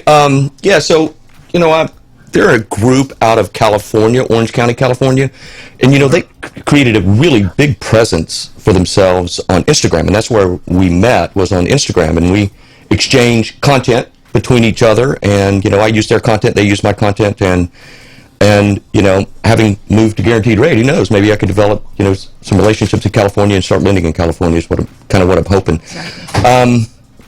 But yeah, they do investments. They're getting into construction management, and the name of the company is the House Heroes. Do they invest in razors? In what? Razors. Raises. Razors. Probably not. No, I think that I don't think. I think no. Yeah, California, it's pretty laid back, Nah. Yeah. So, but it's a good. So I think Troy Reed is going to be with us. Troy Reed is going to be with us today, and he's successfully helped over 1,000 homeowners in over 4 states, and has been in the business for 12 years now. Okay. All right. Well, you do meet some interesting people when you stalk on the internet, I must admit. I do stalk people on Instagram. You stalk people on the internet, so that's illegal, Mac. Not to bail money. Okay? They share some really good content and provide good education for potential buyers and investors. I've watched a few of their. I think that really is that's what makes them different. They're really out there trying to educate the consumer, and rather than trying to sell them on something, they're just bringing really good content for the consumer into the marketplace. Here's a question for you and Dina, though. Here's a question for you and Dina. What? You guys already do that. You educate the consumer, so why we need somebody extra, damn it? Well, when you're reaching out and dealing with the way our show is, with 25 states and growing, California is one of the states that's relocating here quite a bit to Houston. So it makes sense that we kind of understand what's happening over there as well. So. Well, see, that's a good answer. See, I wasn't going to get that kind of information from Mac, Dina. See how you kept it nice, tight, and concise? Got straight to the point. Mac and Ingrid, they still be talking tomorrow. Okay? So, thank you, Dina. I love you, because these two, I don't know. It's a situation. Mac and Ingrid, I believe they were separated at birth. That's the only thing making any sense to me. Okay. Now, Mac, how does it help the borrower to know about the gap in regard to buying these houses and overpaying? How does, you coming up with a report, how is that supposed to work to help them? Well, I think that what you do is you give them alternatives. You don't always have to pay the difference, you might have to pay mortgage insurance. So I think that what you do is it's just an education process that, look, if the house comes in, 5% less, you might be in a position where you have to pay, $50, $100 a month in mortgage insurance, but you don't have to put the difference down. Yeah. Yeah. Now, isn't it going to come down, the insurance requirement is going to come down to replacement cost for you or the insurance carrier? I know that A-Roll's coming on to talk about it. Yeah. What's the replacement cost? Are you going to take that into account? Well, I'm going to let the insurance agents, manage that. But, typically we got to have at least 100%. We got to have 100% replacement cost. You're going to stay in your lane? Yes, I'm going to stay in my lane. It's quick zipper to the punch. Hey, EO, was that a test? Mm-hmm. Mac, you passed.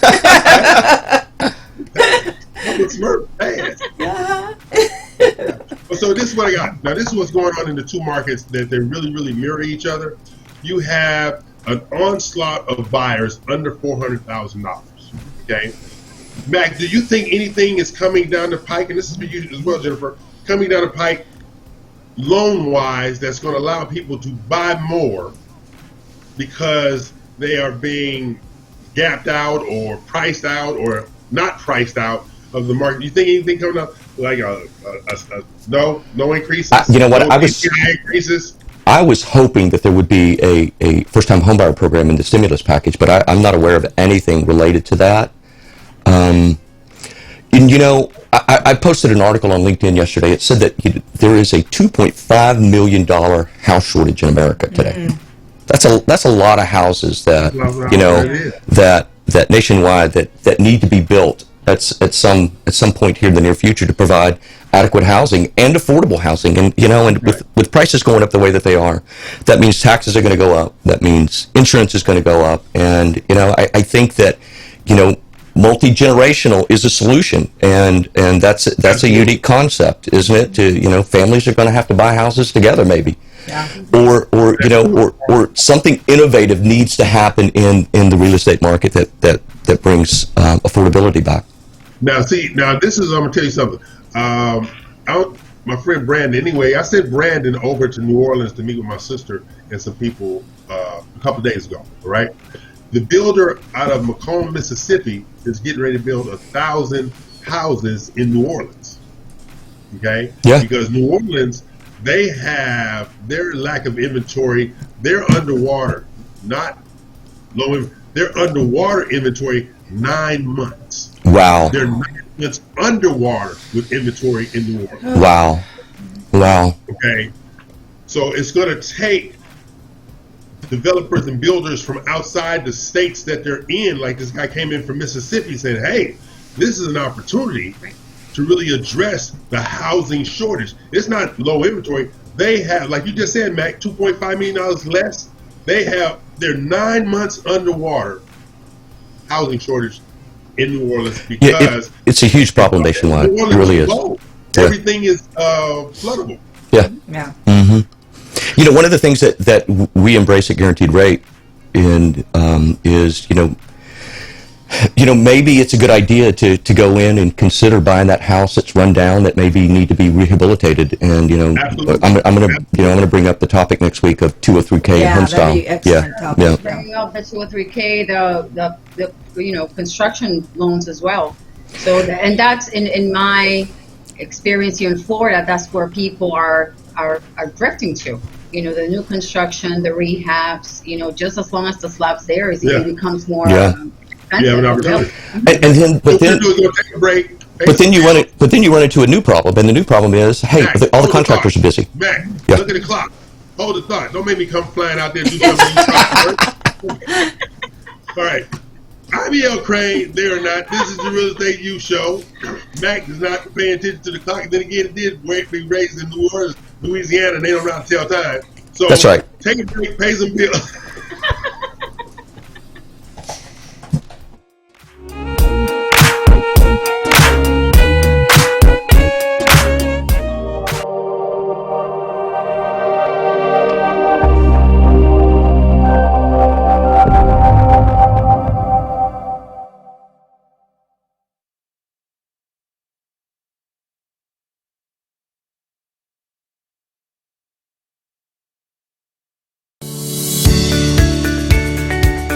Hello, I'm Dina Salazar, broker and owner of Platinum One Properties and co-host of the REU Worldwide, which airs every Saturday, 10 to 1 Central Standard Time. Tune in each week to Realtor Corner with me as we share important information that will help you on your real estate journey.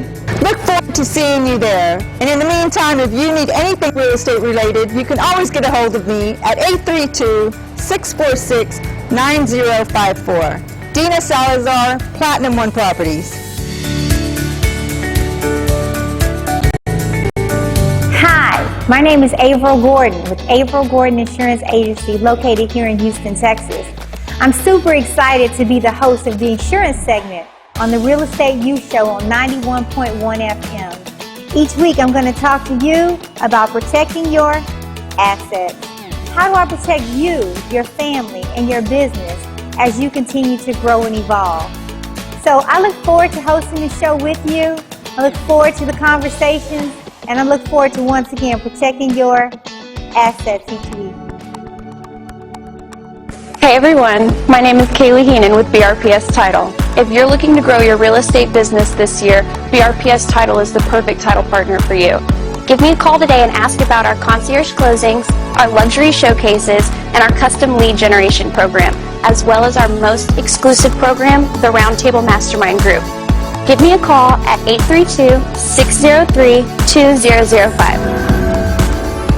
Hi, my name is Jennifer Nina with My Mortgage Inc., and I am your mortgage pro.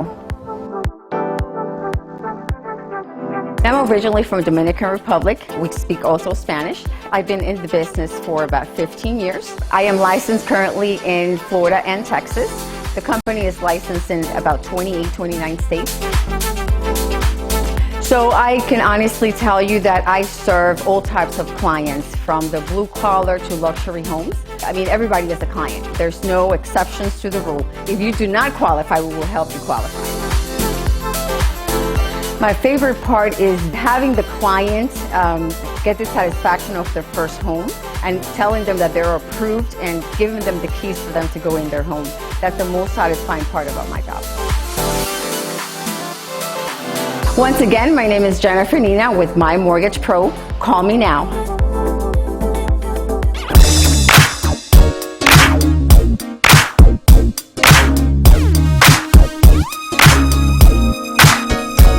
I gained just four more followers. Whatever, damn it. I'm E.L. Crane. They are not. I'm in a hostage situation in South Florida. Dina Salazar, you say you love me and you my friend. Help me, damn it. Do you need money to get a ticket back? Is the question. Yeah, I think we should leave him there. It's kind of nice and quiet here in the studio.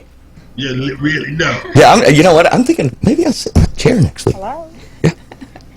Jack, I know where you work at. I'm just saying. Okay, look, April is calling in to talk about... April. April. Hello? Yes, can you hear us? April. Is she there? Yes. She hung up? Okay, she'll call back if she wants to talk to the great one that is me. Okay. I hear her. Hello? Hey, April. Hello? Hey, April, how you doing? Hello? Can you hear us?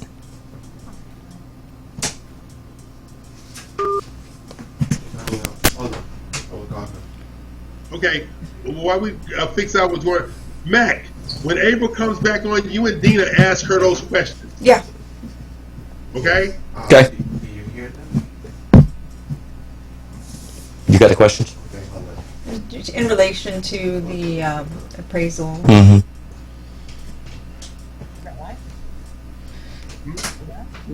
April, you there? Hold on, I have it on the phone. Hold on. Tell her to get a real phone, damn it.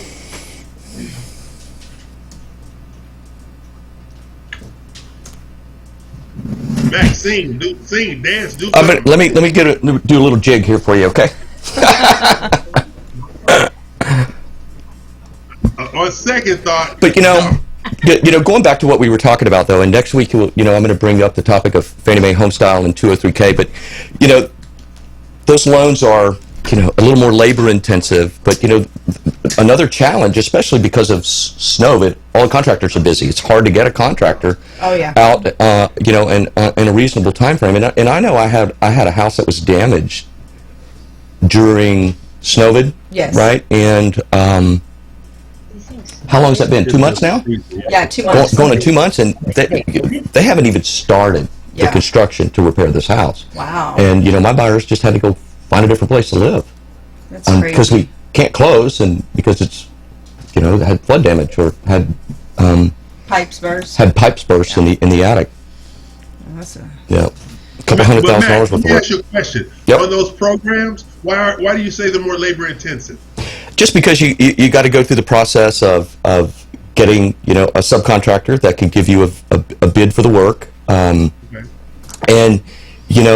just the process alone requires more paperwork, because I'm going to combine your contract for say the house. Let's say you got a contract for $200,000, and you get a bid for the work of $50,000. So I'm going to use an acquisition amount of $250,000, and I'm going to lend you that amount. And the paperwork associated with that process is more intensive than it would be if you weren't doing that kind of loan. So do you have to get 2 appraisals in that process? Just one plus the final, and the appraisal has to be subject to.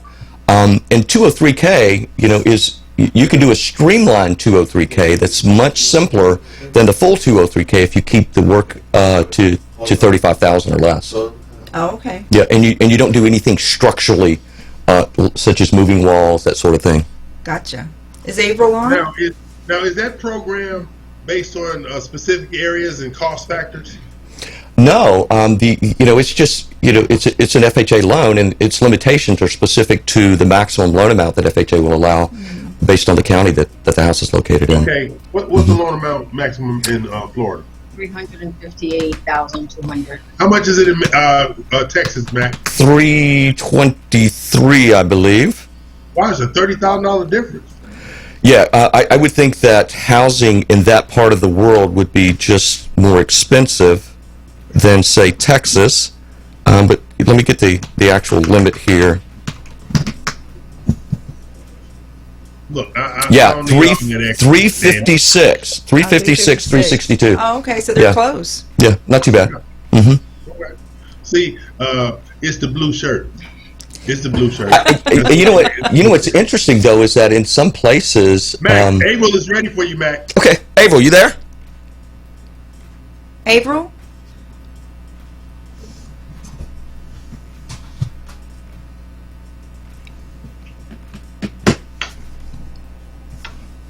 You not there still? She's still not here.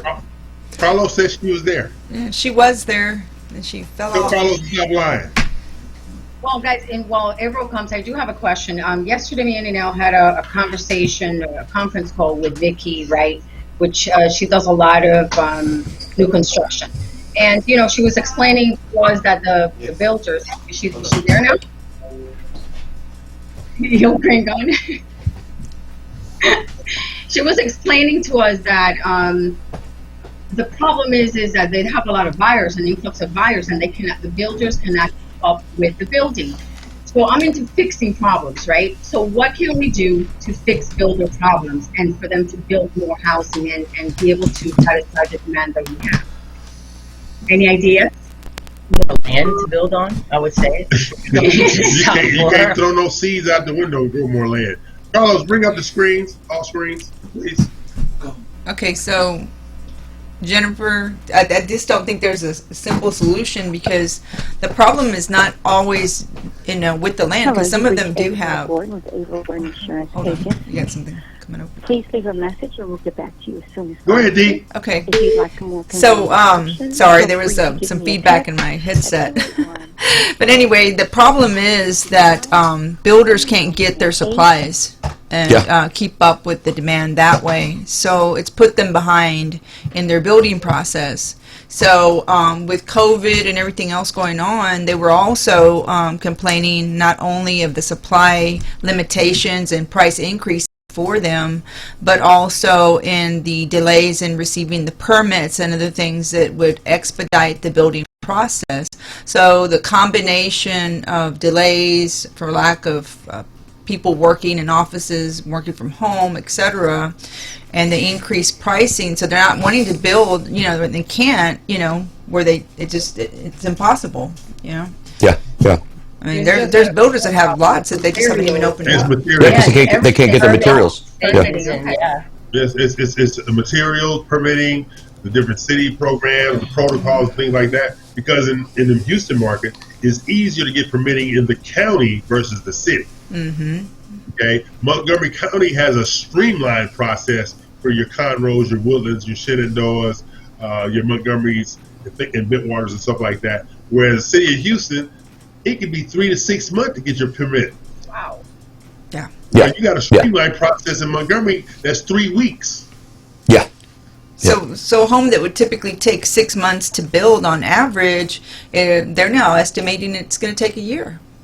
I believe that. Yeah. I believe that. I got a contract for a new home last week, and it's sort of open-ended, right? The builder's reserving the right that, hey, by the time when we get to the past the foundation stage, we, based upon cost of lumber, we reserve the right to increase the price. Yep, and they do. Mm-hmm. Well, like I told you where I live at, 1 month in the estate section, it was $600,000. 30 days later, it was $700,000. Yeah. Yep. And they do it, and I think that a lot of buyers are getting pushed out because of these increases as well. So we have a lot of people starting to rent again. Yeah. I've noticed a number of calls of people just wanting to just rent and lease, as opposed to buy now. Because it's too competitive. And, it's too competitive. They and can't. It's too uncertain. It's too much uncertainty about it as well. Not everybody can play the competition game. Yeah, not everybody can play. Hey, Mac, I think your guest is up on the screen. Hey, Troy. Hey guys, how you doing? Fantastic. Can you hear me? Yes, I can hear you. Hey, man. Welcome to the Real Estate U Show. Thank you very much. Hey, I think you and I met on Instagram, and you really do a really fantastic job at educating the consumer. And right here in your mission statement, it says it's to educate and empower, and I think you guys do a really good job at that. And I wanted to have you on the show so you could brag about your company and what you guys are doing over there in California. And thank you very much. I appreciate it. Absolutely. And I'm going to turn it over to Dina, and I think Dina has some questions for you. And so, Dina? Yeah, Troy, welcome. Yes, and we were looking at a few of your episodes and talking about what's in store for us in 2021. But before we do that, what's your review of 2020? I think it was a lot different than everybody thought it was going to be. I mean, obviously, we just did a lot of, as a society, things completely changed. The year started really hot in the real estate industry, and then the pandemic hit. We all shut down, but the real estate industry never really shut down. It just paused, I think, is the best way of putting it. People were a little scared. They took their homes off the market, but people who left their homes on the market just saw the opportunity to make money. I mean, the entire year just was a crazy great year for real estate. It was. Yeah. Who could have ever predicted the pandemic? And and I thought that when the pandemic hit, like you said, there seemed to be a pause. There was a pause, and people were just afraid and not quite sure how to react to that pause. But the Federal Reserve came in and shored up the credit markets, and interest rates went down, and golly, it's just been an incredible year. What are your predictions for 2021? Do you rates have gone up? Do you think that will continue, and do you think it'll impact your market? Well, it's absolutely impacted the market, but it impacted it where there's been less, let's say, buyers. The market, it's just taken people who don't have the credit to buy a house. It's kind of taken them out of the market, because I continue to see that the values of homes go up and up and up, and they're actually soaring right now. Yeah. I mean, I'm taking buyers out, and last year, if you were in let's say the Inland Empire here in Southern California, $350,000 to $400,000, you were golden. You were going to get a house. You were excited. Today, you can't even buy a house at $350,000 to $400,000. Yeah, I believe it. It took that entry level person that was typically coming from LA County and Orange County that couldn't afford there. It took them east, and we continue to just send them east and east and east. So, yeah, that's that. My prediction is that we're continuing to see that prices are going to hit that $500,000 mark here in the Inland Empire. Wow. Are you finding it to be competitive with the offers being made? Are you finding multiple offers on houses like we are here in Texas and Florida? Yeah, literally, I don't know a house that doesn't have at least 10 offers on it. Wow. Last Saturday, I showed a house. I had a client, and I told her, before we even got there, I said, this house doesn't have any heat element in it. There's no furnace, there's no nothing. We showed up, free for all, which is not supposed to happen in California. We got in line, and that line was a 45-minute line just to look at a house that had been rehabbed, but did not have any kind of heat element in it. And I told her straight up, there's going to be 30 offers on this house. There's no ifs, ands, or buts. Wow. So are you able to get lending on a home that doesn't have a heating element, or is it just a cash, they're just wanting cash buyers for that? Well, look at the pecking order of offers accepted. Obviously, cash is king, but cash is king only if you're probably within the 2 or 3% of the highest offer, the highest amount. Then it goes to conventional, and conventional financing is anywhere from 3 to 5% down. But if you have 20% down, you're a stronger buyer. But more importantly, you've got to have funds. You've got to have money in the bank to handle the overage of the of any appraisal that property doesn't get appraised for. Yeah. Troy, in California right now, what's going on with the forbearances, and what do you predict in terms of foreclosures for 2021? Well, I mean, that's a hot topic today. I mean, they're simply, if I were to, here's my prediction. There are 4 to 5 buyers per house in California. If there were a forbearance issue or there's foreclosures, they would be sold instantly. They would be absolutely, they would just melt into the landscape. Now, forbearances overall, I have to say this, I continue to see people have money. I don't see that forbearances are a big issue. The people that I know that are in forbearance did it because they took the opportunity to make payments or push payments off to the end of their loan, their 30 years. Yeah. They didn't do it because they were in dire need of it. They did it because they saw an opportunity the government was giving them to push those payments off 20, 30 years from now. Gotcha. So do you feel like when those folks come out of forbearance, there's not going to be a foreclosure issue then? I don't see it. Okay. Personally, I don't see it. Again, if I'm waiting in line and there's 15, 20 people, qualified buyers ahead of me, even if there was a forbearance issue, I think they're just melting the landscape. I really don't see it actually, hurting the market or pausing the market or causing that home values go down. There's just not enough people out here. Yeah. That there's not enough homes. The inventory is just not here. Yeah. And I think it's just predominant around the whole country. I mean, and I even read an article recently that it's like this around the world right now. That there just isn't enough affordable housing worldwide right now. So do you see home prices continuing to rise this year? There's nothing stopping it. I mean, we look at homes. I just put a home in escrow. I got my offer accepted yesterday. The home is listed for $430. I'm in escrow at $465. Wow. And these are just basic, 3-bedroom, 2-bath, 1,100 to 1,200 square foot homes, and in Southern California. There's nothing special about this house. Are you having appraisal issues in those situations, Troy? Absolutely, we have appraisal issues. Okay. We're definitely, if your client doesn't come in and address when I write an offer, I have to address the appraisal issue right off the bat. So typically I try to cap it. I come in and say, hey, I'm writing an offer, I'm going significantly over ask, and I'm trying to say in the offer I'm putting in as a term that my client will pay up to $10,000 over appraised value. Okay. Now, some sellers say no, it's blue sky, you're paying whatever, you offer X, you're gonna pay X, it doesn't matter what the appraisal is. A lot of sellers will say, yeah, we need to cap it because we're just gonna keep going in and out of escrow. Yeah. That's true. Yeah. That's very true. I like that idea, and I think we have, a paragraph in the contract that you mentioned earlier, the addendum specific to the appraisal, that you can put a cap on that. Yeah, we do have an addendum here in Texas that addresses the appraisal should it not meet lender value, with the sales price. Do you guys have such an addendum, or you just have to write it into the actual 1 to 4 family contract? We do not have it. Yeah, we actually write it in there, and there's a legal gray area about it since it's not. So we have California Association of Realtors. We use their contracts. Okay. And so there's nothing in their contract that actually addresses the appraisal issue. Yeah. So I'm writing it in there. I have another deal in escrow right now where I wrote in that my client would pay $10,000 over appraised value.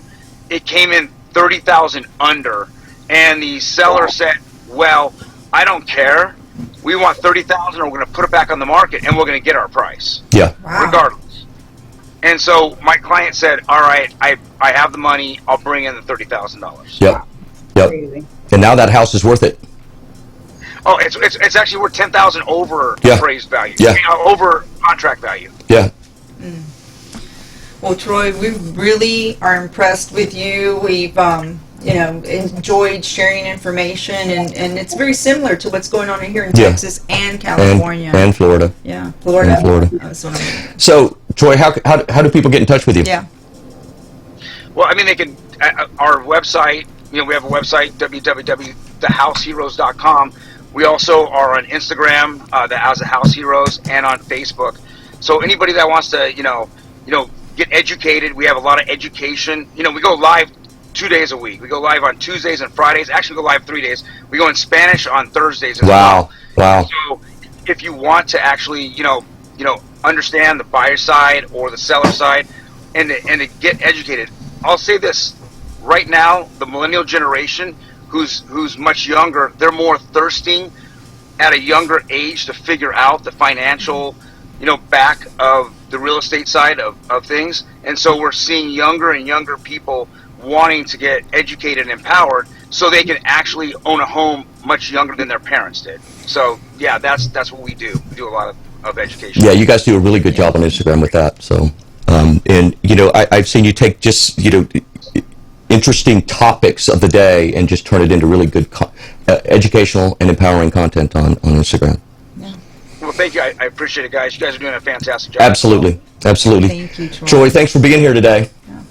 Hope you can come back and visit us again. Yes, please do. Yeah, absolutely, guys. Have a fantastic day and a great weekend. You too, sir. Take care. Take care. So that's House Heroes, Orange County, California, and they do an excellent job. They do a great job on Instagram. So go add them to your IG account, and I share their content right twice a year. What's that? You get something right twice a year. You're just like a broke clock, right twice a day. Hey, that's what happens when you grow up barefooted in a trailer park in Louisiana. Yeah, that story don't fly no more. Okay? But yeah, but on the problem, the shortage problem, the overpricing problem, the undervalued appraisals, what do you think the answers are? Texas, Florida, what are the answers? Dina? Well, I don't know about if there's a quick answer to anything other than it's bound to level off at some point. I think that there's got to be a correction, and hopefully once we get through the vaccination process, maybe we'll see inventories increase, and people that were reluctant to sell their home because of COVID might be willing to do so. But I got to believe that somebody's got to come out with something innovative as far as a different way to either build and or build smaller houses and one of the things that we don't see here in Texas is we don't see multifamily very often. We don't see duplexes, we don't see quads, we don't see triplexes, where in California that's far more dominant. Far more dominant, and now does Florida have duplexes, triplexes? A lot of them here. A lot of them. Okay. See, that's the solution, Mac. I think that's a real solution. Yes. I see right now something that's becoming a little bit popular is the container homes. So that's something that I've been hearing that's been plugging into my ear. Yeah, but see, that's really still a volume build, though. Right. It's still has to be a volume home, build. but they're affordable. Well, I'm just saying, it's still a volume build because there's some communities that are not going to let container homes go in there. Right. That's the issue you have with that. And you have building permits that are going to try not Exactly. not to go in. And the builder community, the builder block, they're going to try to block that. Okay. The thing is, they want sticks and bricks, and they don't want anything. This is why I don't know if you remember this back a few years ago when they tried to do with the cement homes. The builder block came down on them like a bunch of bricks. Yeah. I mean, they did not want those cement homes because it's going to cut down the cost because of the prefab component of it. They did not want that. Yeah. I think that we're going to have to get innovative in the building community, and we're going to have to, allow a different types of construction, because look at the lumber costs the way that they are now. I know. And I think that there are some container home communities here in Houston, Texas. I don't know how well they're doing, but I've got to believe. Right now that's looking for a piece of land to start, building, some modular homes as well. I haven't seen them here yet. And I don't know either how the lending world will look at that. Because I had, for instance, here a lot of the mobile homes. Sometimes they go outside and cover them with block. Well, we still are able to know, and we still treat them as mobile homes. So the question is, how will the lender look at those modular homes? That's true. Yeah, I don't know the answer to that, but I can tell you, last year I did more manufactured housing than I've ever done in my career, and these were nice properties on nice acreage. It's a lot more difficult to get the loan done, though. It's a lot more difficult to get the loan done. You jump through a lot of hoops. You had to jump through a lot of hoops, and it took a long time to get the appraisal. But on the title side, to insure title, we want to know that it's bolted to the ground. Yeah. We want to know if it's bolted. If it's not bolted, we got a problem insuring it. That's right. And if it's ever been moved, you can't get financing on it. So, part of that process that we go through is to verify that indeed that it is located on the original spot that it was bought to be on, right? Because if it's been moved at all, I can't offer financing. Then it has to be something like, in order to be financed, it has to be a double wide as well. You know what? There was a lot of rules. That's all I know. A lot of rules. But, there's not many investors that'll do single wides. Yeah.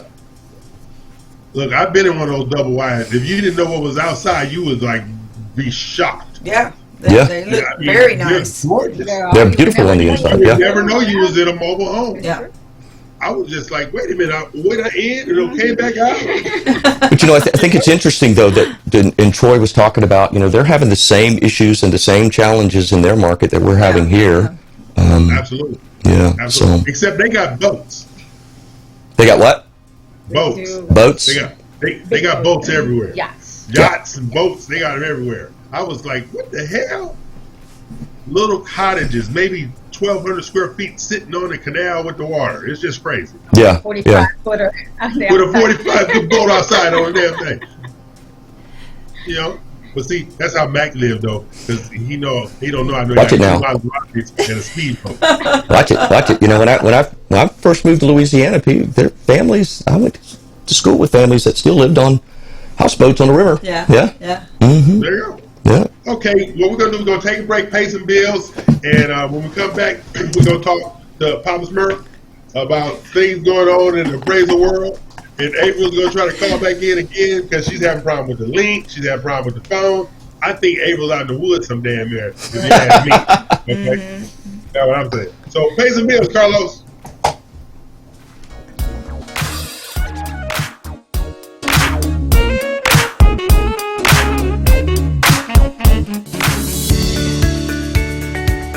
Hello, I'm Dina Salazar, broker and owner of Platinum One Properties and co-host of the RU Worldwide, which airs every Saturday, 10 to 1 Central Standard Time. Tune in each week to Realtor Corner with me as we share important information that will help you on your real estate journey.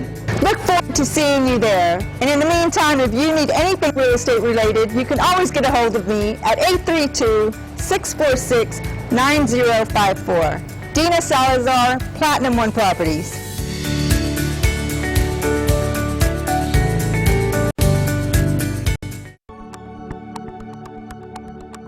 Hey everyone, my name is Kaylee Heenan with BRPS Title. If you're looking to grow your real estate business this year, BRPS Title is the perfect title partner for you. Give me a call today and ask about our concierge closings, our luxury showcases, and our custom lead generation program, as well as our most exclusive program, the Roundtable Mastermind Group. Give me a call at 832-603-2005. Hi, my name is Averill Gordon with Averill Gordon Insurance Agency located here in Houston, Texas. I'm super excited to be the host of the insurance segment on the Real Estate U Show on 91.1 FM. Each week I'm going to talk to you about protecting your assets. How do I protect you, your family, and your business as you continue to grow and evolve? So I look forward to hosting the show with you. I look forward to the conversations. And I look forward to once again protecting your assets each week.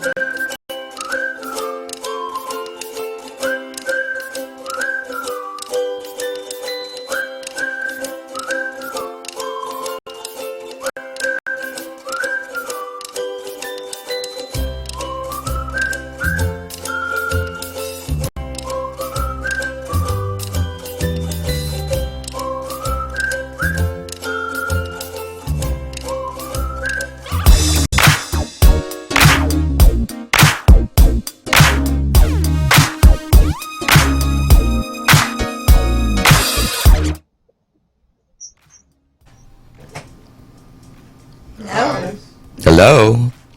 Hey. Hey. Hey. You know my mind bad, Mac. My mind bad. Come back.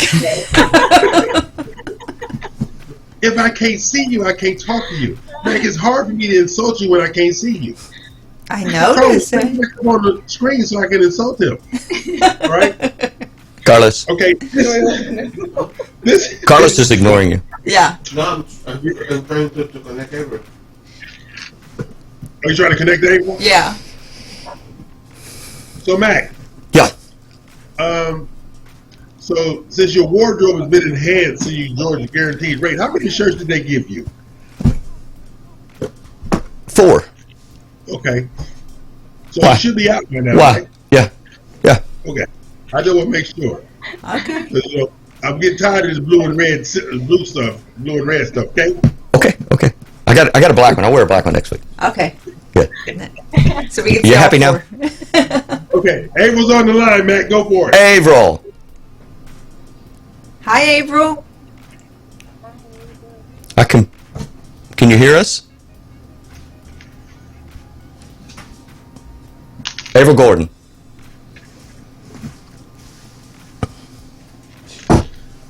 Tell her we'll see you in the studio next week. Yeah, let's do that. April, we'll see you next week.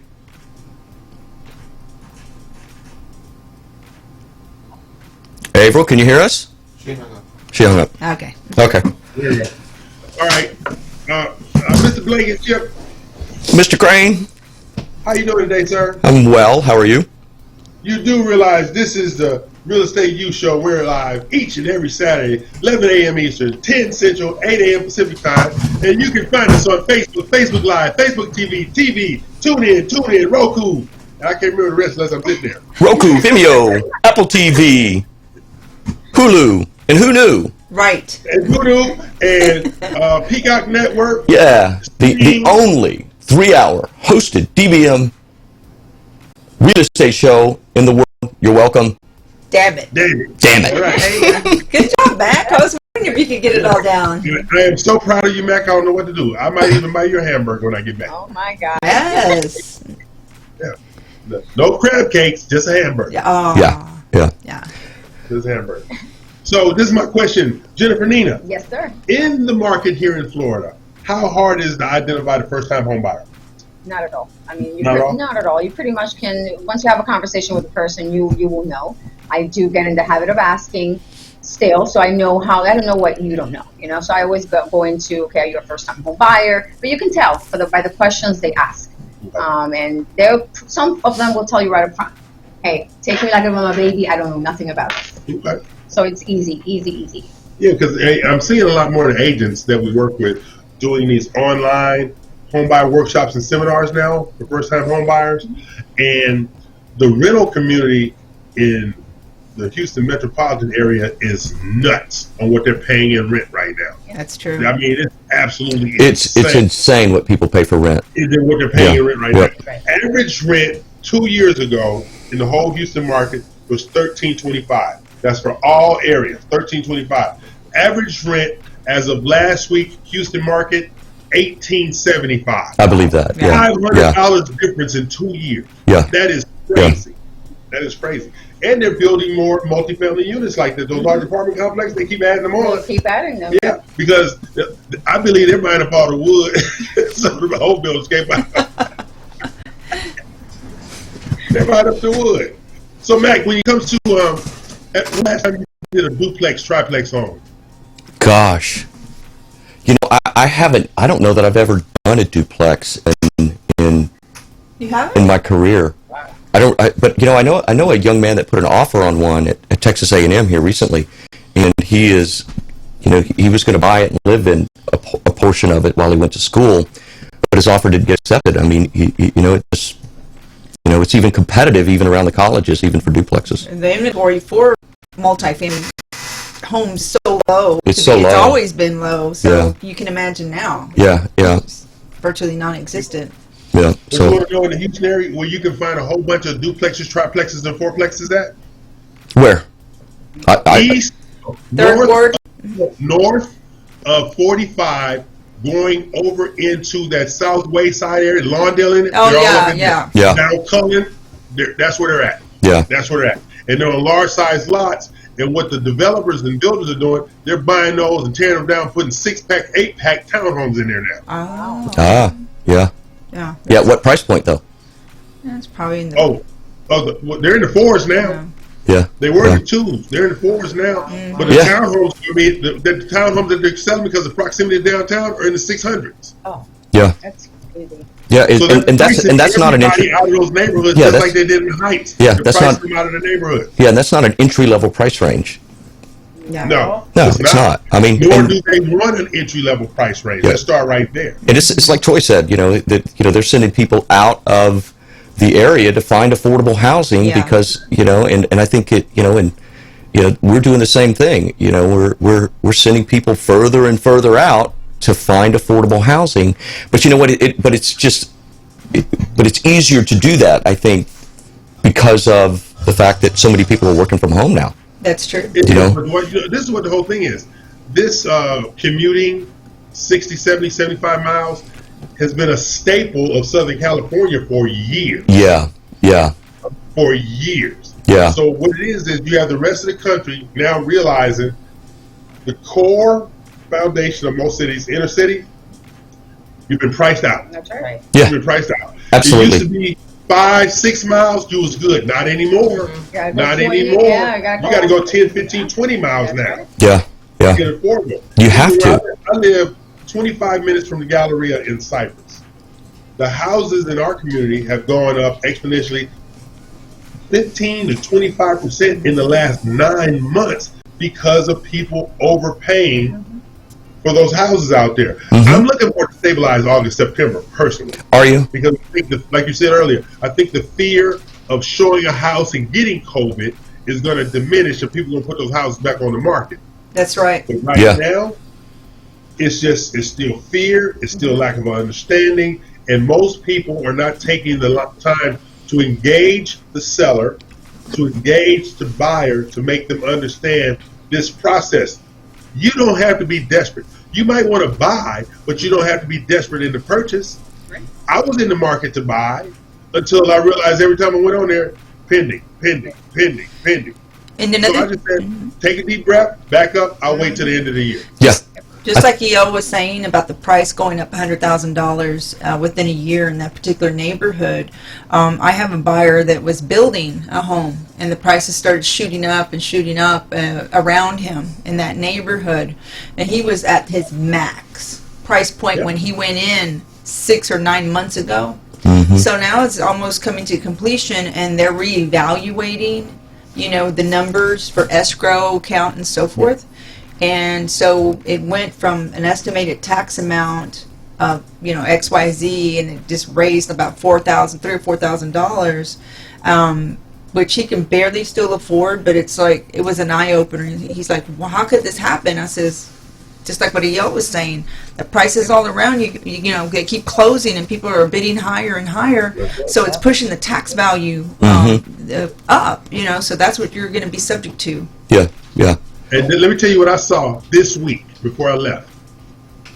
$500 option check. I've never seen an option fee more than $100 before. Yeah. $500 option check. Yeah, I believe that. I also saw an earnest money request for $25,000 on a $250,000 home. Oh, yeah. They wanted 10% earnest money. Yeah. That's amazing. That's crazy.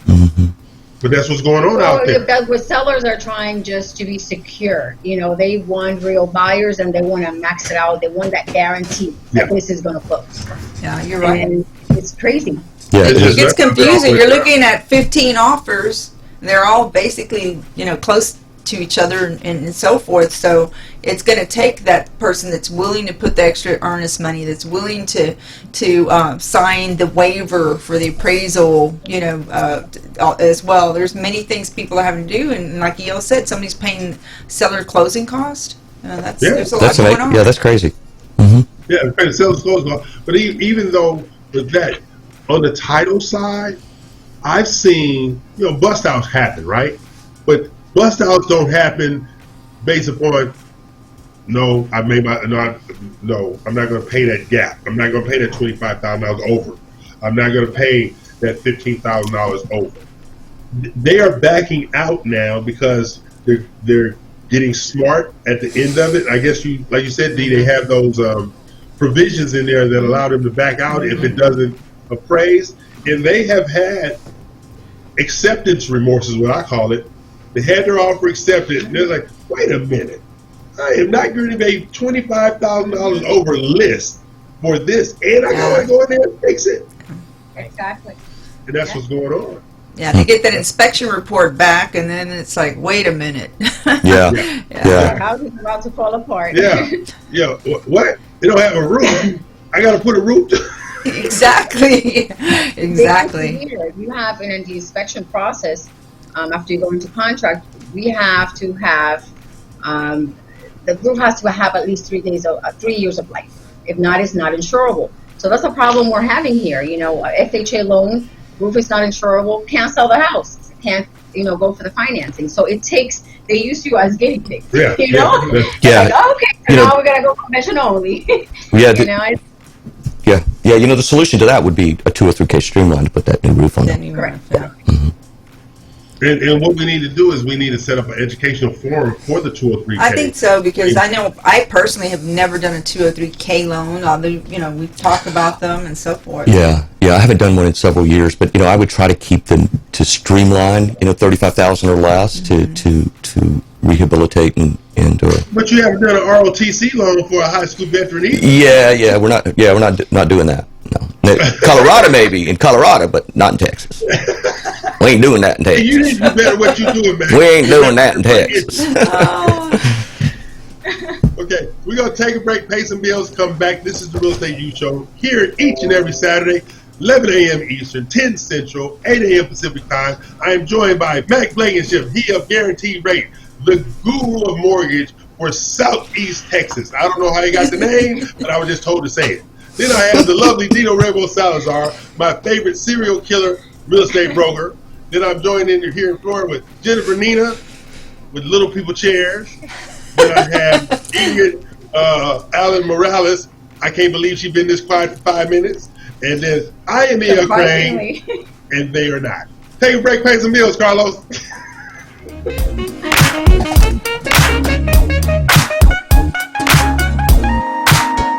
Hi, my name is Averill Gordon with Averill Gordon Insurance Agency located here in Houston, Texas.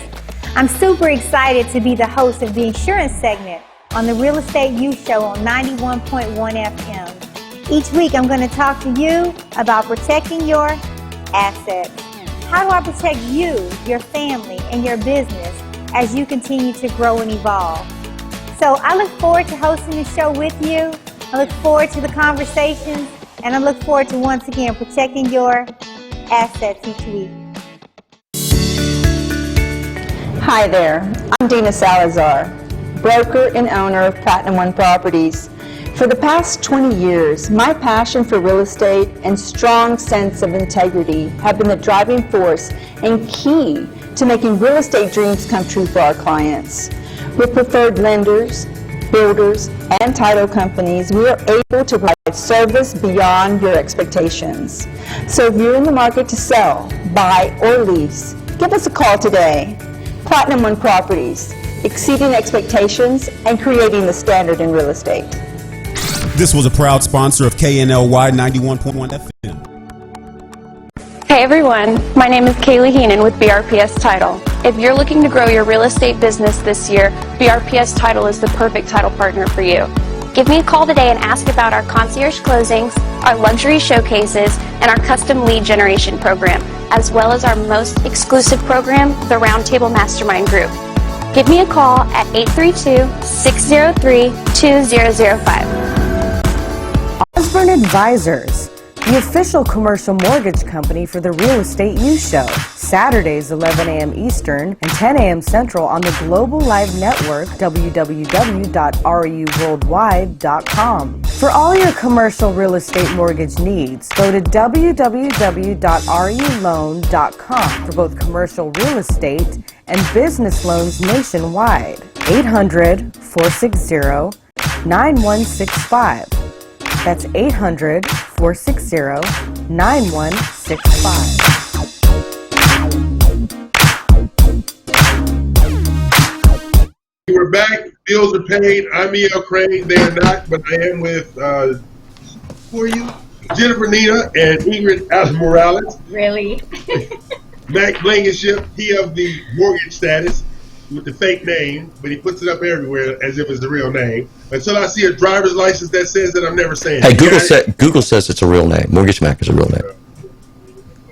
And then I have the lovely and divine award-winning real estate broker from Platinum One Properties, Dina Ramos Salazar.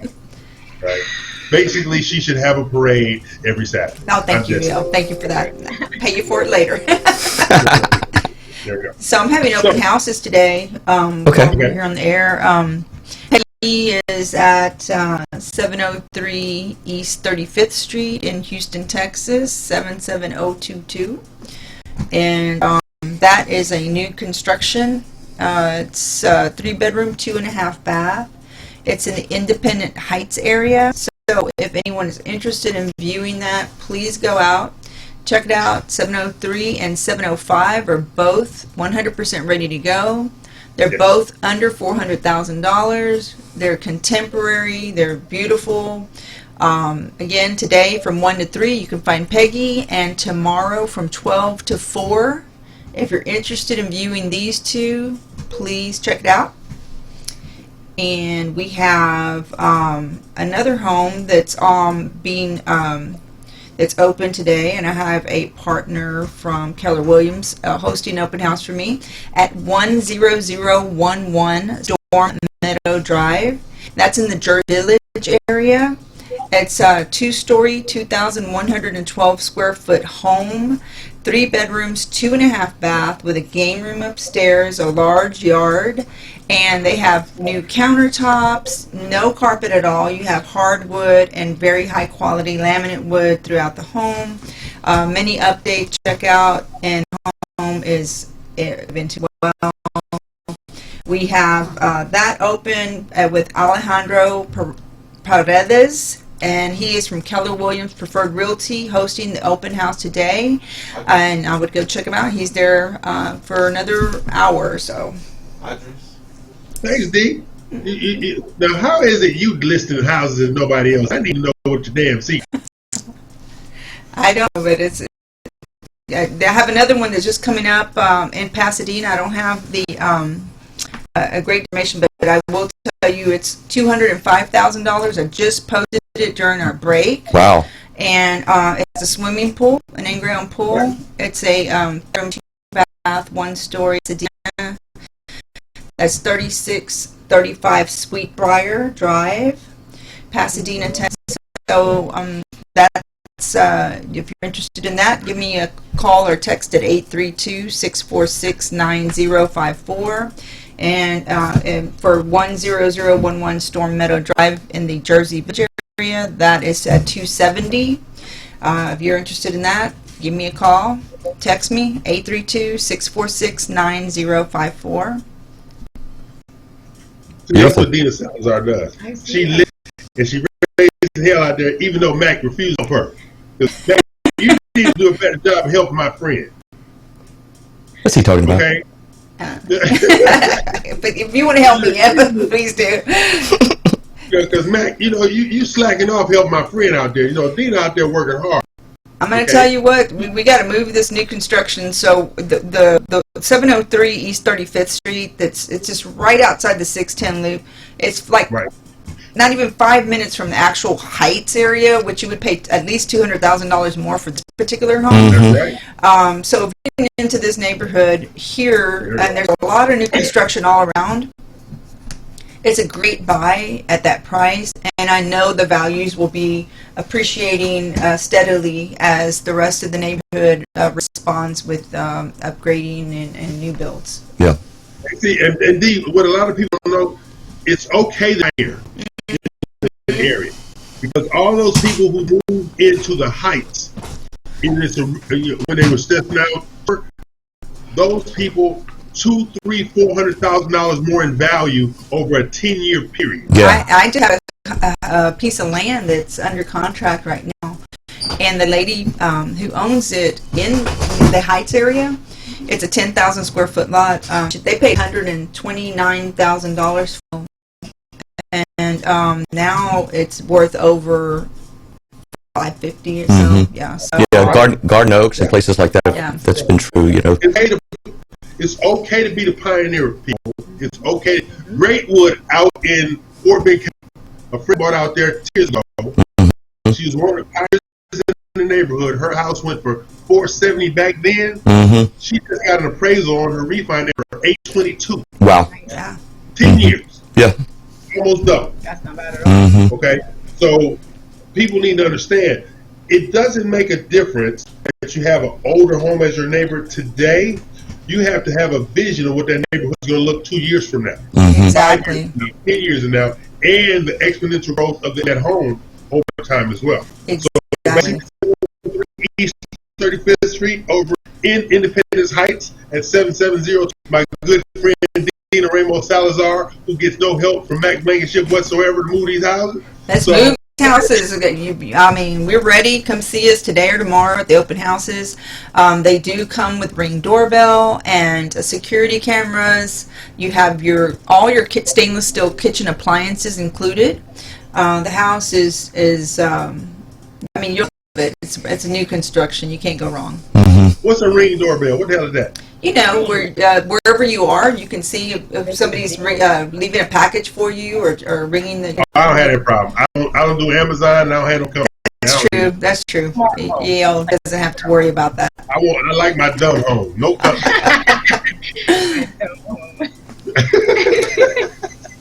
I heard that they lifted, you don't have to have a concealed weapons permit now in Texas to walk around, so you may need to ring. No, I don't need to ring. Nobody come to my house without no permission anyway. They know better if I come to my front. Yeah, I heard about that. You did? Yeah, I don't think it's law yet. I think it just passed the House. Oh, I haven't heard about it. Well, I don't do guns. I do. No, I don't either. Yeah, I don't either. Not to a gunfight. Mac Blankenship, sir. Crane, sir.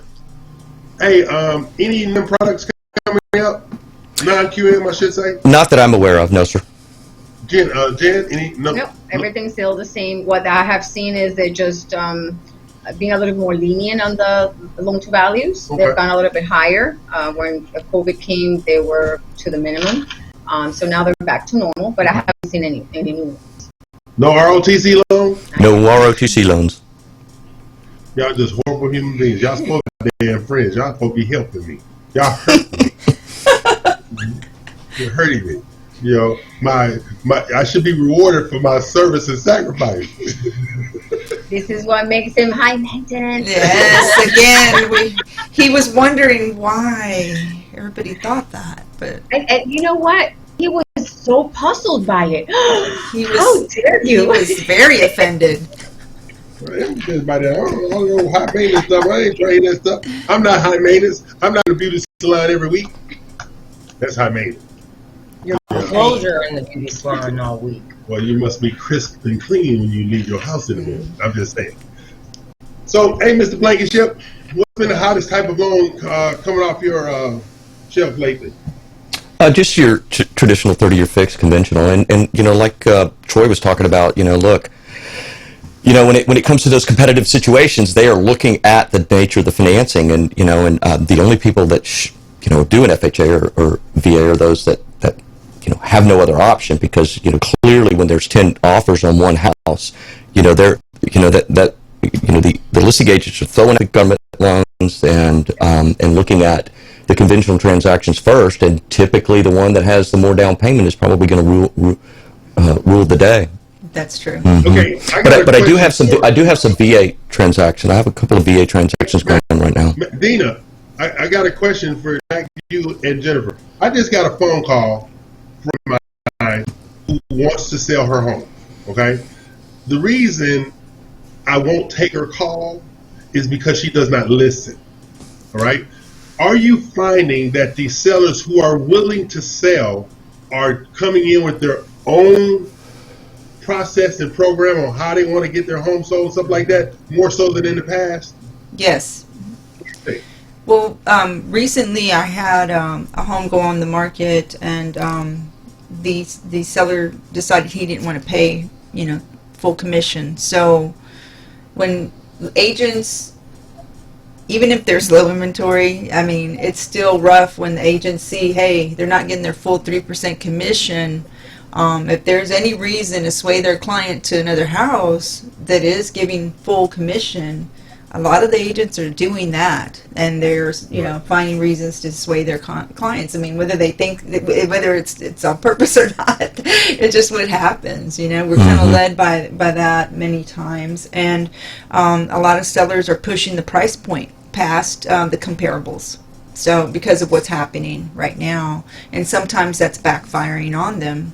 Because if you have the highest priced home per square foot in a neighborhood, and there's 3 other homes for sale, for example, people are going to go to those other 3 homes because, especially if they're all fairly similar.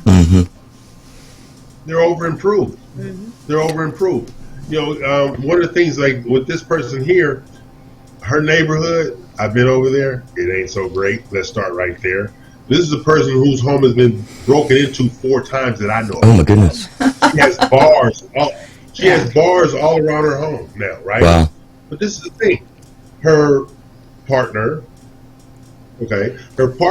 has been trying to get her to move over where the partner lives at. Now, why you want to live on 45 in 1960 versus living in Piney Point where your partner is at? You're an idiot. Okay, if you want to stay over there and not go with your partner, okay, this is the difference between Miami Gardens and Boca Raton. Let's do it that way, okay? All right. So you have this situation here, but you can't tell her anything about selling this house because she has every answer on why it should sell for $40,000-$50,000 more.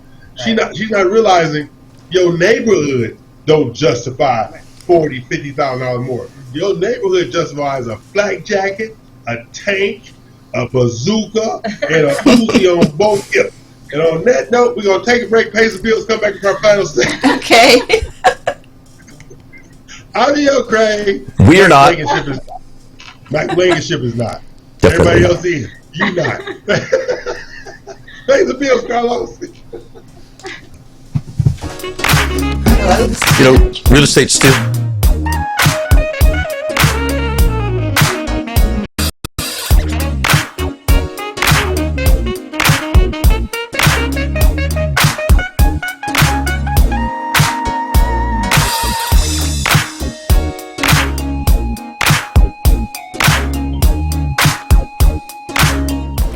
My name is Jennifer Nina with My Mortgage Inc.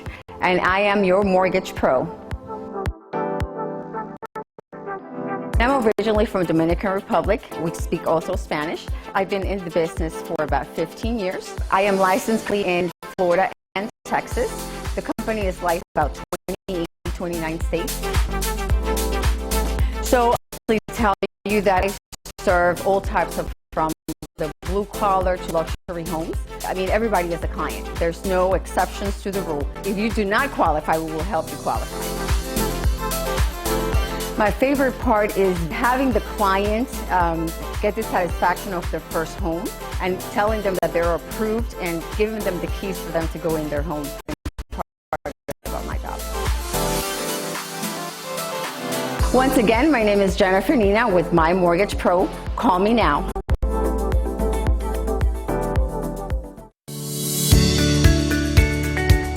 Hello, I'm Dina Salazar, broker and owner of Platinum One Properties and co-host of the REU Worldwide, which airs every 10 to 1 Central Standard Time. Tune in each week to Realtor Corner with me as we share important information about your real estate journey.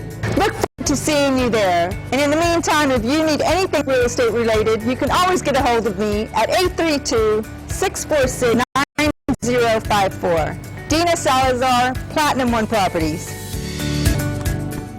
Everyone, my name is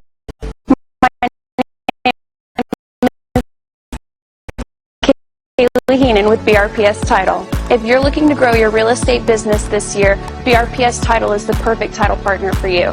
Give me a call today and ask about our concierge closings, our luxury showcases, and our custom lead generation program, as well as our most exclusive program, the Roundtable Mastermind Group. Give me a call at 832-603-2005.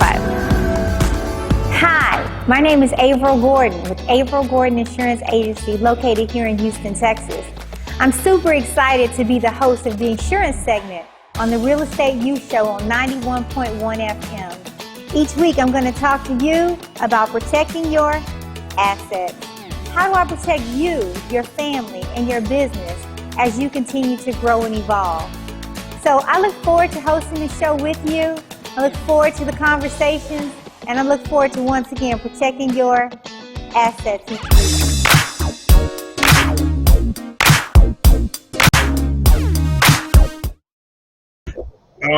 We're back. Bills are paid, and I'm still a hostage over here. Dina, you have not sent me any help.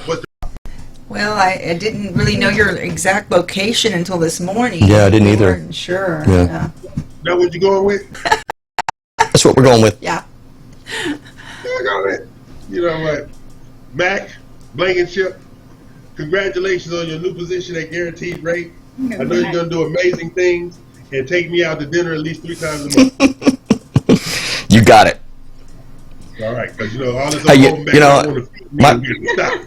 my first loan with them was really pretty simple. No appraisal, one pay stub, one W-2. What? Done.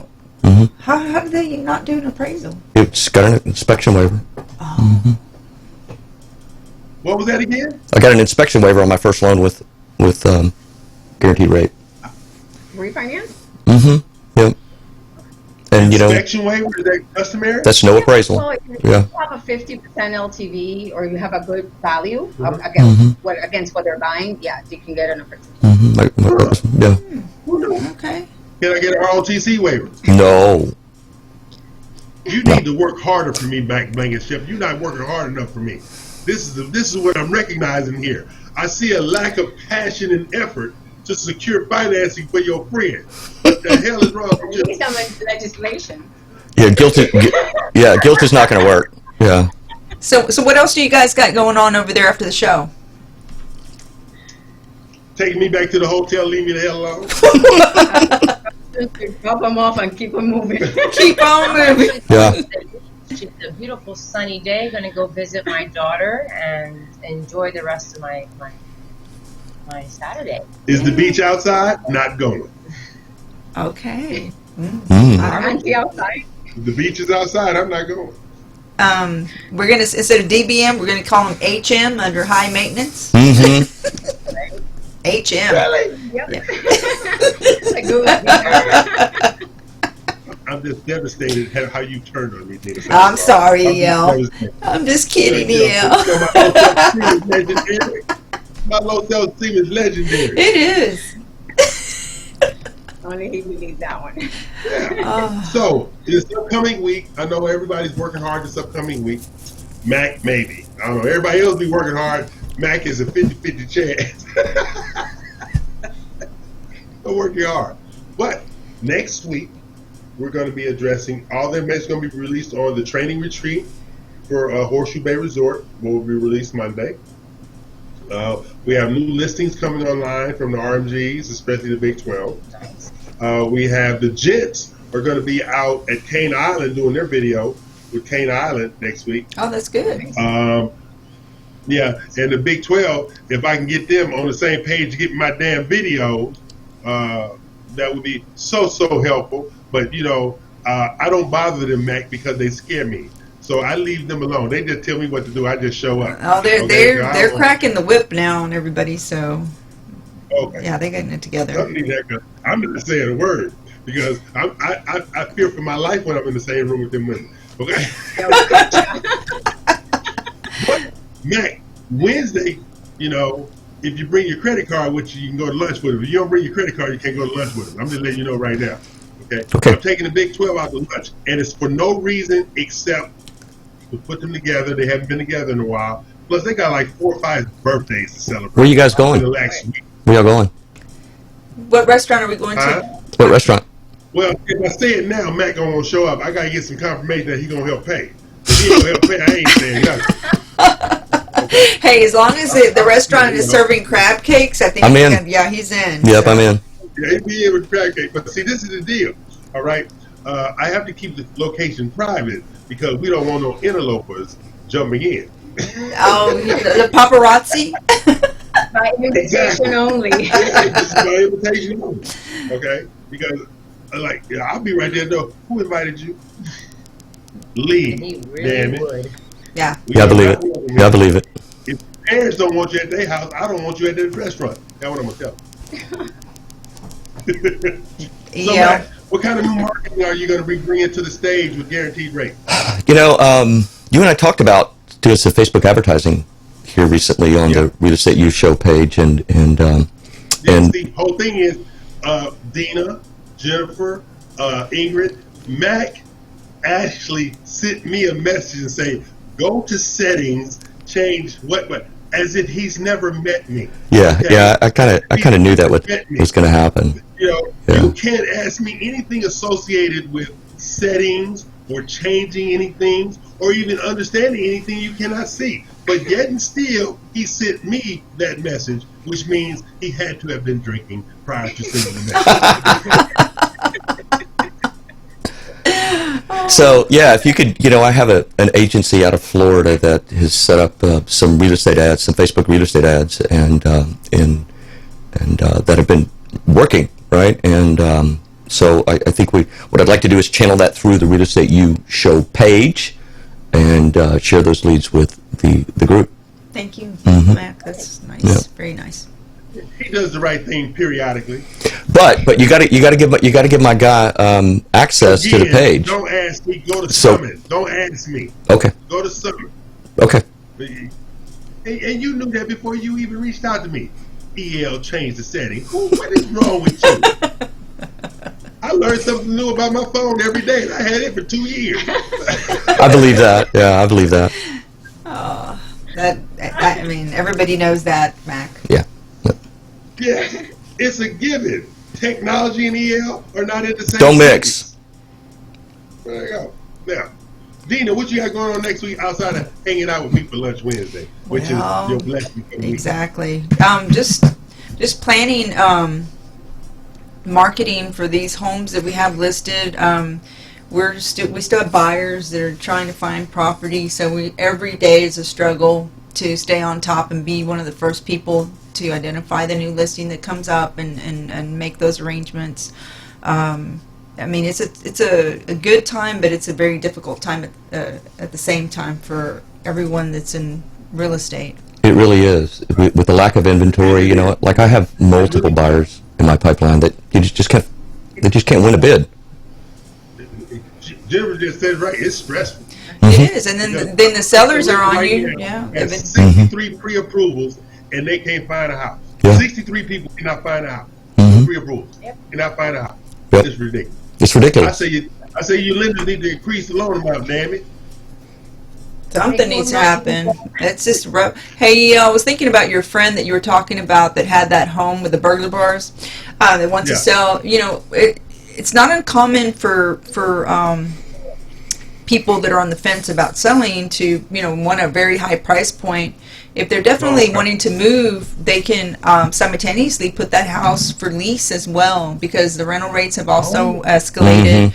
So maybe they might want to have the home, not really release the home, but keep it as an investment property, rent it out, and that may be another I option. think they'd have to remove those burglar bars to do. But you both know how I to feel do about financing. whiners. She whines. I mean, every time I hear her voice, she just whines and just whines.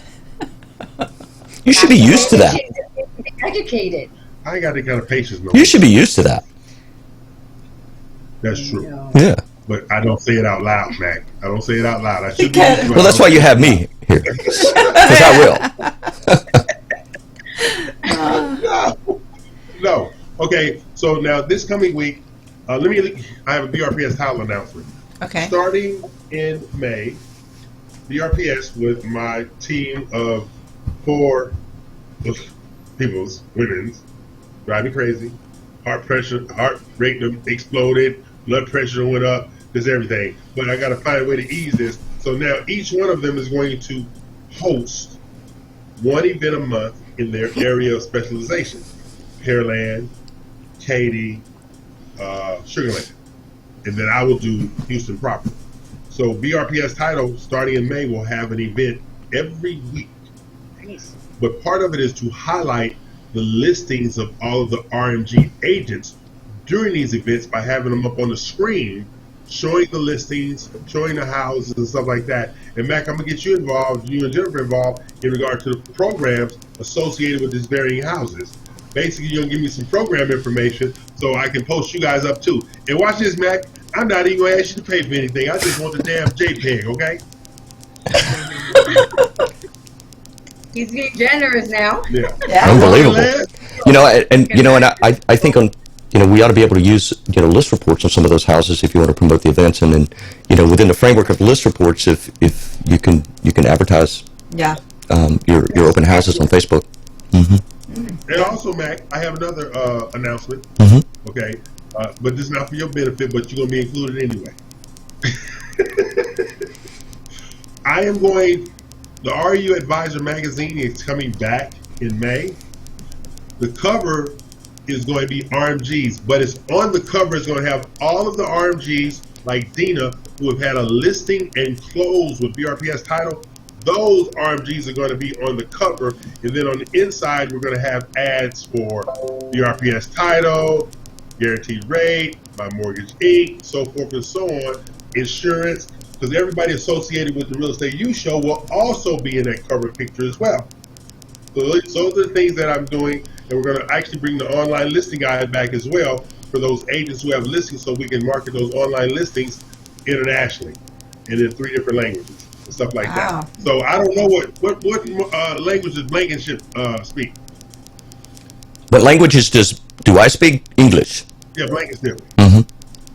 You don't speak any other languages? No, just English. Yep. Louisiana, or as my late mother would say, Louisiana. Lost cause. Max speaks real flat. Yeah, I can do that. Yeah, he can. I can do that. Yeah. Hey, what you got going on next week? Well, next week I'm going to be working on farming really Broward County, promoting my event. If you guys want to check me out on @Morales_real estate on IG. Facebook as well too, Ingrid Morales Miami. If you need any help or any resources or connections here in South Florida, please give me a call at 954-258-8373. That is Ingrid Allen Morales, serial killer extraordinaire. And Jennifer, Nina, what do you have going on next week? Well, I got 2 loan officers that are getting ready to board in. So I'm really excited about that. And I am looking forward to concentrating myself on EL's training program and giving it here to a whole bunch of agents that I know. So I'm totally excited. Miss Dina Salazar, what you got going on next week outside again of hanging out with me on Wednesday, which is the greatest thing that could possibly happen? That is absolutely true. I'm actually looking forward to getting with my sisters, the Big 12, and seeing how I can move my existing inventory quicker and move on to other things. So, yeah. Okay. And Mr. Blankenship, last but not least, Mac Blankenship Jr. I don't know why he's a junior, but he is. So what do I have going on? I'm going to crash your restaurant event on Wednesday. Yeah, that's what I got going on. Yeah. Yep. You need to know where it's at, damn it. You don't know where it's at. Well, you're not in the studio today, and Dina is. Mac has a plan. He was telling me off air is that if he can get somebody to call him, that there's an emergency like 20 minutes before the bill comes on Wednesday.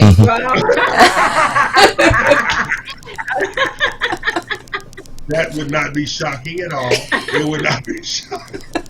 Especially if all the crab cakes is gone. Right. Oh, he's a crab. That's a crab cake king right there. Oh, yeah. You can't have crab cakes within 10 feet of that man. They're going to be gone. Yeah. Yeah. Yeah. How you have crab cakes in both hands and your mouth is moving? I'm still trying to figure that out. Well, he's a talented man. He's very talented. And when EL put restrictions on him about eating too many crab cakes at the last event, he started, getting his close friends. Dina, psst, Dina. You bring a plate for him. Yeah, bring me crab cakes. Bring me a crab cake, Dina. Don't nobody else see. So, yeah. Yeah. Yeah, he got his. Yeah. I'm watching him, but he got a whole crew getting crab cakes. Right. Going. Yeah. Yeah, I had everybody bringing me crab cakes. All right. So this has been the Real Estate You Show on April 17, 2021 with Mac Blankenship, Dina Ramos Salazar, Ingrid Allen Morales, Jennifer Nina. My name is E.L. Crane, and they are not. Thank you for watching. Class dismissed. We'll see you next week. Bye, people. now. Bye.